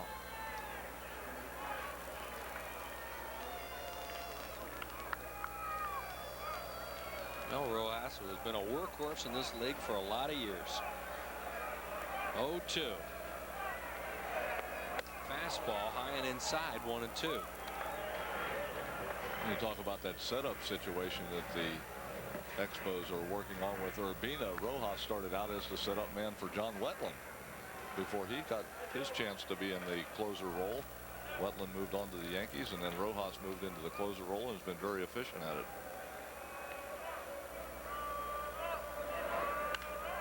That looked like a slider, and he fouled it off.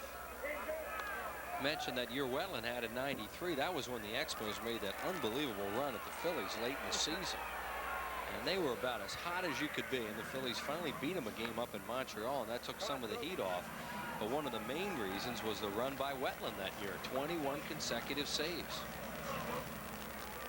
And that's what Rojas is trying to tie here.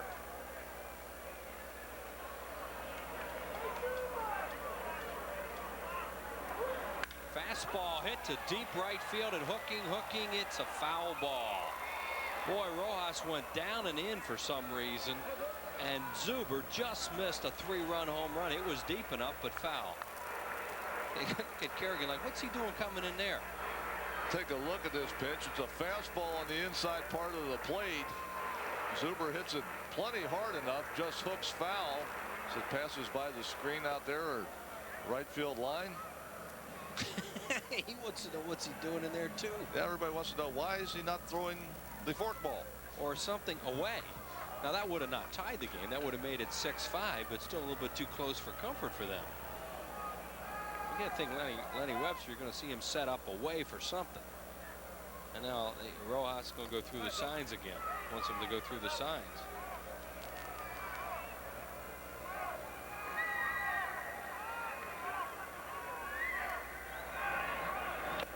Struck him out on a breaking ball or a fork ball, and that'll do it. So the Montreal Expos win a game they really need, and they need more and some help, but they got the job done tonight. They beat the Phillies 6-2 in kind of a wild ball game here at Veterans Stadium.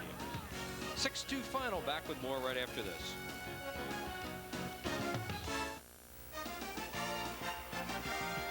Phillies baseball has been brought to you by the Bell Atlantic Yellow Pages, the book 9 out of 10 people use and keep and count on. By the Philadelphia Coca-Cola Bottling Company, always Coca-Cola, always the Phillies. By Mellon PSFS, the official bank of the Phillies, featuring full-service evening and weekend hours and even stores in many Acme markets. By the Pennsylvania Lottery, lottery proceeds benefit older Pennsylvanians. By Texaco Clean System 3 gasolines, add more life to your car, take it to the star. And by Independence Blue Cross and Pennsylvania Blue Shield, the insurance companies you can lean on. Well, back here at Veterans Stadium, the Montreal Expos win here tonight by a score of 6-2, keep their wild card hopes alive. Jeff Juden, the former Phil, came in relief and won it. He's 5-0. Mike Williams, the loser, 6-14. Mel Rojas, 34 saves, his 21st consecutive save, tying a Montreal Expo club record. Kind of a bizarre game here tonight. Greg Jeffries hit by a Pedro Martinez pitch early in the ball game. And then Pedro Martinez coming to bat later on. Mike Williams throws a pitch close to him. Warnings are issued. And then another pitch coming close to him, Teak, and here's what happened. Yeah, well, the result of the second pitch close to Martinez is both benches emptied. Martinez charged the mound. Mike Williams threw the helmet at him. Then both teams arrived at the same time. A big pile of players. A very dangerous situation. And it turned out that 3 Phillies, 2 Expos ejected from the ball game. Order was finally restored after all that was done. And because obviously Martinez was thrown out of the ball game, Montreal Expos needed another pitcher, Jeff Juden, and he did an outstanding job in 3 innings. Gave up just 1 hit and struck out 4, including Mickey Morandini right here to end the 6th inning. So for putting some order back into this ball game and picking up for Pedro Martinez after he was ejected, Jeff Juden has been named our Texaco star of the game this evening. In the game summary, that 5th inning brawl, 5 ejection in that one, including both pitchers, Martinez and Williams. Jeff Juden, as Teak just mentioned, an outstanding outing. He picks up the win. Rondell White, who's been a little bit of a slump lately, had a couple of runs batted in on a 2-run double. The Expos pitchers with 12 strikeouts, all of them coming after the 3rd inning. So Montreal wins the first game of this 3-game series 6-2, and now they head back to the hotel and see what happens out on the West Coast, as that will kind of determine their fate. Sports Channel tomorrow night, Larry, with a pregame show at 7 o'clock, and then we'll have the ball game for you beginning at 7:30. David West will get a start tomorrow night for the Phils. Then on Thursday night, the final home game of the year on PRISM. Pregame at 7, ball game at 7:30. For Andy Musser, Kent Tekulve, and Todd Callis, this is Chris Wheeler. Thanks a lot for watching the final 6-2 Montreal. We'll talk to you tomorrow night on Sports Channel right here from Veterans Stadium. Good night.